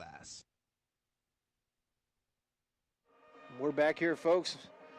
Bismarck setting to kick off, I feel like, for the 10th time tonight. At least for the 7th. Actually, it'll be the 8th kickoff tonight for Bismarck. 11:10 left here in the game. We now have a continuous clock. First time that's happened to Atkins since last year. Yeah, this is the first time we've been on the receiving end of the mercy rule. That ball's going to bounce. Mason Martin's going to take it around the 10. He's going to fight back to around the 20-yard line before he's brought down, and referee's going to blow it dead before they tackle him. That ball's going to be, I think they're going to field it at the 18. So the Red Devils got a long way to go with a running clock. Dakota Ham in the backfield for the Red Devils. His first action back there tonight. Cooper Goodall out at receiver for Atkins, the freshman, getting some action. He got in on that last series at wide receiver when they brought in an extra receiver on that 4th down play. Looks like the Martin brothers are going to get a break. Crawford takes a snap, hand off to Dakota Ham. Dakota makes a man miss, fights forward, and Dakota's going to get a good little pickup of about 2-3 yards before he's brought down. Yeah, so the night may be done for the Martin brothers. No, Mason came up a little bit gimpy on long run he had earlier over there on the far side, kind of favoring one of his shoulders. Crawford, empty backfield, takes a snap. He's going to fake it and keep it himself. He's got nowhere to go, and he's going to get back to the original line of scrimmage. That's going to bring up 3rd and 7 for the Red Devils. 9 minutes, 20 seconds left here in the game. Again, continuous clock. Atkins trails 49-14. Surprised to see Chance Colvin still out there, too, knowing his back injury. Yeah, Chance a little banged up. Austin McCurry also banged up that center position. Crawford takes a snap, looks to his left side. He's going to throw it. That pass is dropped. That ball intended for number 11, Tanner Hegeman, and ball hit him in the hands, just could not reel it in. And yeah, Tanner just turned to look upfield right as the ball got to him. Didn't look it all the way in and trying to make a play, just didn't come up with a catch, and Red Devils going to punt. Crawford with the kick. And that punt is going to be it's going to be low, but it's going to have some good distance on it. Takes a nice Atkins roll, and it's going to go dead right inside the 35-yard line. And that's going to be where this Bismarck offense takes over again.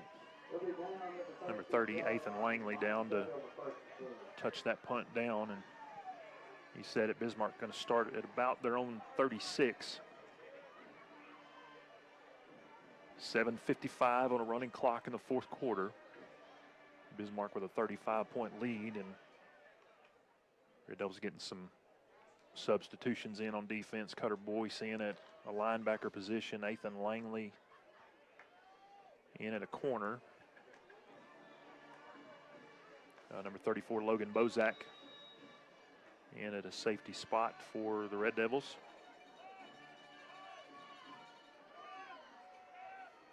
Backup quarterback in for Bismarck, and he's going to bobble the snap. He's going to be met in the backfield. He actually gets away from a John Davis tackle. Yeah, and then he's finally ridden out of bounds. 140 tackles on the year from John Davis, and that might be the 2nd or 3rd one that's been broken this year. Yeah, it doesn't happen very often. If John Davis gets you in his grip, you're not usually getting out of that. I didn't see who the Red Devil was who ran him out of bounds over there, but he is staying on the sideline, maybe a little bit injured on that tackle. Solomon Lyle will go to the sideline for the Red Devils. Isaac Sims comes in for the Red Devils. At the corner on the far side. Bismarck runs it right up the gut. They're going to have a pickup of about 5 yards on the play, and that's going to bring up 3rd and 4 for the Lions. Number 77, Wyatt Brown. Number 78, Walter Smith coming in along that Red Devil defensive front. Camden Newby, Dayton Rawlings checking out. We also got Dawson Killer at the left defensive end position. And he's going to get brought down over here just past the midfield point. Ball on the 49-yard line. That's going to be enough for another Bismarck first down. 5:50 left here in the game. Number 30, Ethan Langley, and number 41, Cutter Boyce, combining to make that last tackle for the Red Devils. But Bismarck able to get enough for the first down. Ball just across midfield at the Red Devil 49. Hughes in at quarterback for Bismarck. He takes a snap. It's going to be another jet sweep around the right side. He's going to get brought down behind the line of scrimmage. There is a penalty flag on the play. Tackle on the far side was made by Cutter Boyce, number 41. We'll see what the penalty is.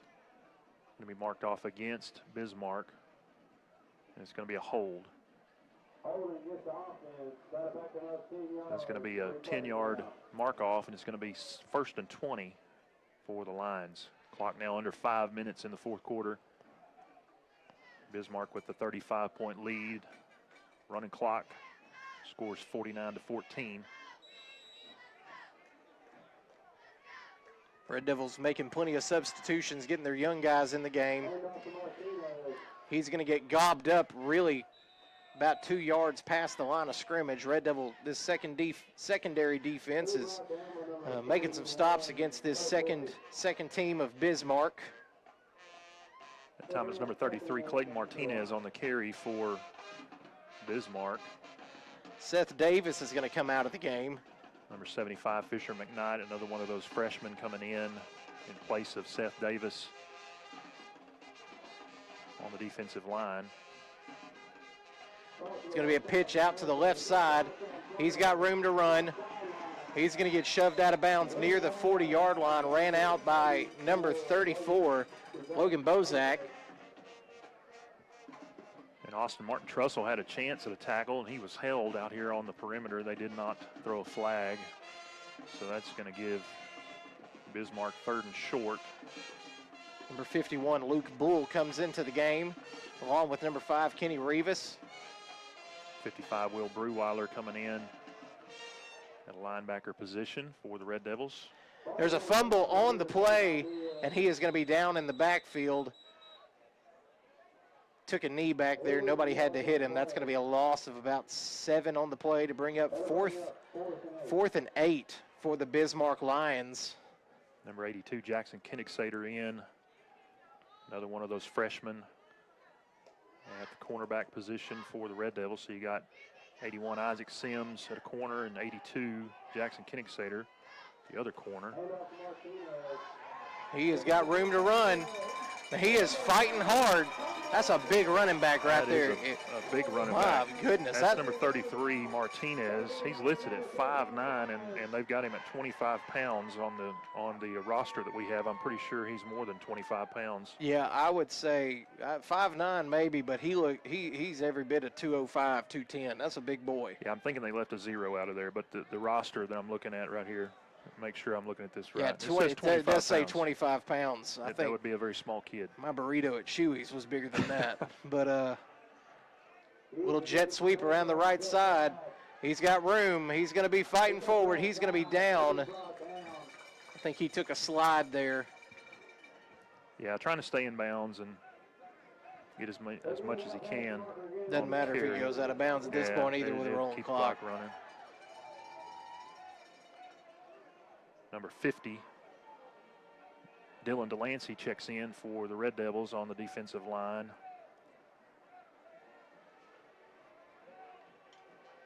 Dylan had a fumble recovery for a touchdown in the Episcopal game earlier this year. Yeah, he did. Late in the game.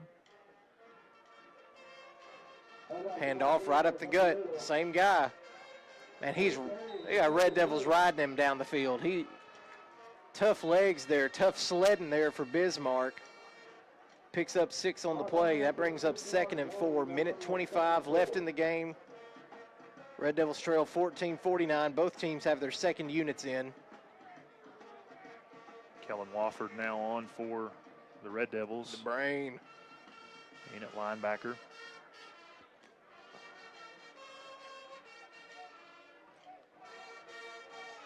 Bismarck takes a snap, handoff right up the gut, and he's going to push his way forward. He's going to be about 2 yards shy of the end zone.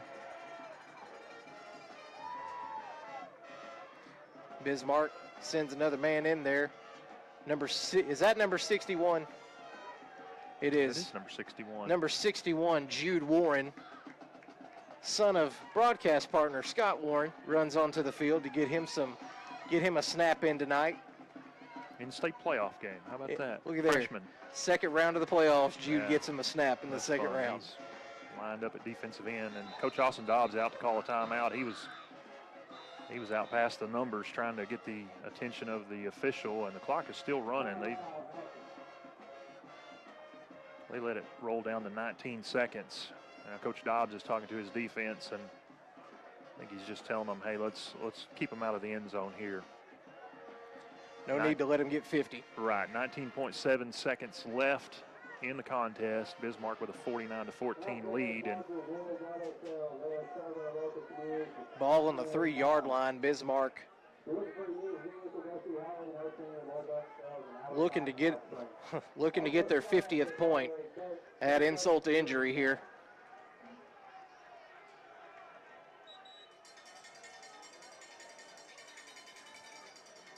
Bismarck, to their credit, keeping their reserves in the game, not putting the first unit back on to try to pile on.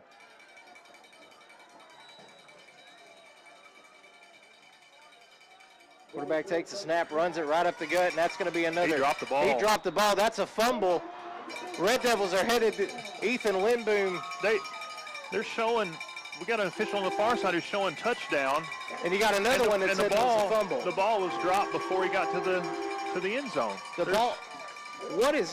ball was fumbled. Yeah, we'll see what they do here. I mean, it's not going to affect the outcome in terms of who wins or loses, but they are going to keep the score. Looks like at 55-14, so they're going to say that was a touchdown, and that's the final score. Red Devils fall in the second round of the 3A state playoffs to the Bismarck Lions, 55-14. We're going to take a 2-minute break. We'll come back and wrap things up. This is Red Devil Football on 100.9 Quick FM and Red Devil Media Productions. At Kubota, we want to help you deliver a job done right. That's why we want you to know that the new Kubota inventory is arriving day late. You have work to do. We have the reliable, durable, and versatile lineup to help you do it. Visit River Valley Tractor today for all your equipment needs. Visit your local River Valley Tractor dealer or find a dealer near you at rivervalleytractor.com. Don't miss the pre-holiday green tag sale going on now at R&R Tire Express. R&R showroom is stocked full with the wheels you want and the tires you need with the best prices of the year. And during R&R's pre-holiday green tag sale, all you need to get started is a non-perishable food item. R&R will donate your items to local food banks this holiday season. Don't miss the pre-holiday green tag sale going on now at R&R Tire Express on East Parkway Drive next to Starbucks in Russellville. One automobile is the undisputed classic, the BMW 530i xDrive. Saracen Casino is giving the ultimate driving machine to one lucky player. Play all November at Saracen and score entries into the drawing for your chance to drive home in an exciting BMW 530i xDrive from BMW of Little Rock and Saracen Casino. At 40 minutes from Central Arkansas, Saracen is Arkansas's closest place to play. Saracen Casino Resort, Vegas, Arkansas style. Gambling problem? Call 800-GAMBLER. From your first paycheck to your first home, starting your own business, or celebrating your retirement, we're here for all of life's important moments. At Simmons Bank, our modern banking solutions make managing your finances effortless and efficient, so you can focus on what matters most. Simmons Bank, proud supporter of the moments that matter. SimmonsBank.com, member FDIC, equal housing lender, all accounts subject to approval. We welcome you back one final time this season to the Alathus Realty broadcast booth. Buying or selling your home has never been easier. Contact our friends at Alathus Realty today. Red Devils fall to the Bismarck Lions, and the scoreboard is showing 55-14, and there was a little bit of a discussion on that last play. It looked like Bismarck fumbled the ball outside of the end zone. One official indicated fumble, the other one indicated a touchdown. So final score could be 49-14. It could be 55-14. Either way, the Red Devils fall here in the second round of the state playoffs to the number 1 overall seed and the number 1 team in 3A football, the Bismarck Lions. And really, we could see why tonight. Bismarck just dominated this football game, Zach. Yeah, absolutely did. Atkins could not get the ball moving on the ground at all. Bismarck did something that nobody else this season could do, and that was shut down both Martin brothers and Cole Crawford. Atkins finished this game, I'm assuming, with negative rushing yards. Actually did get in the positive, finished with 17 yards on 18 carries, and I think a lot of that was on one Mason Martin run there toward the end. He was able to get loose and pick up about 21 yards. So he finishes the night with 26 yards rushing on just 4 carries. Jaden Martin had 8 carries and -6 yards. Cole Crawford 5 for -7 yards.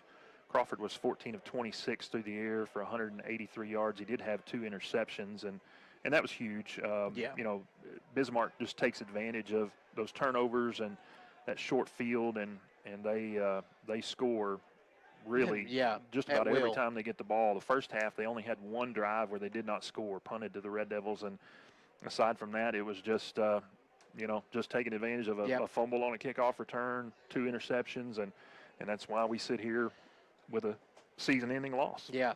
Hey, just to recap the season a little bit, I can't express how proud I am of this football program and this football team, these boys, that 2 years ago we're sitting at 0-10. Last year we're sitting at 2-8.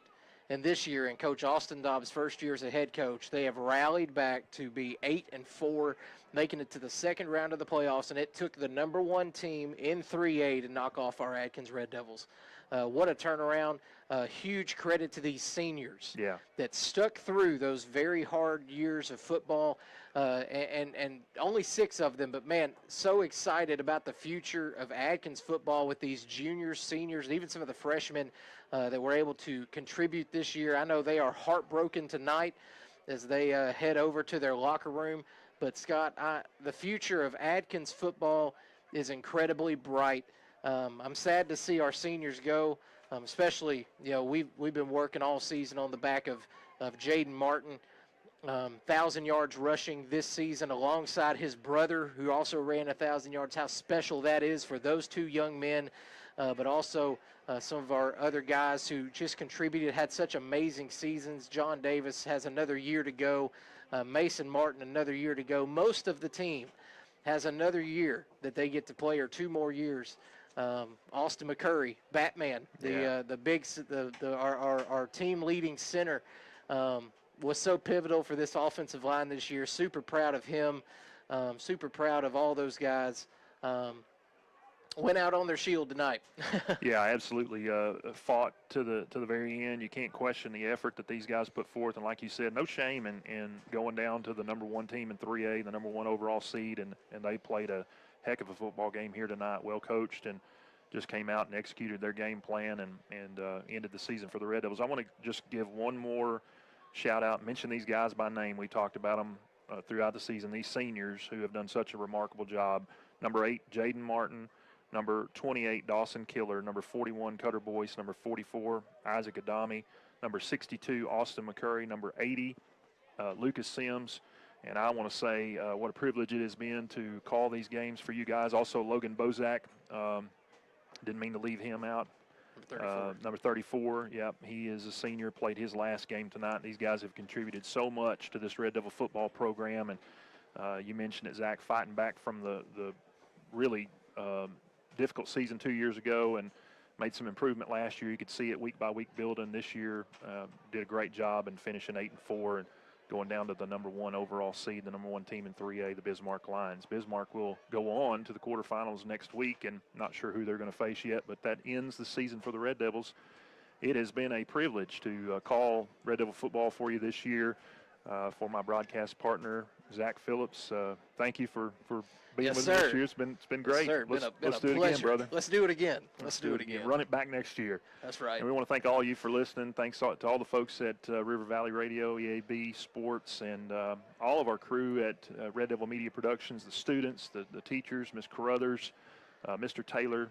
You guys have just been tremendous. And thanks to all of you for listening to us and watching us on the live stream.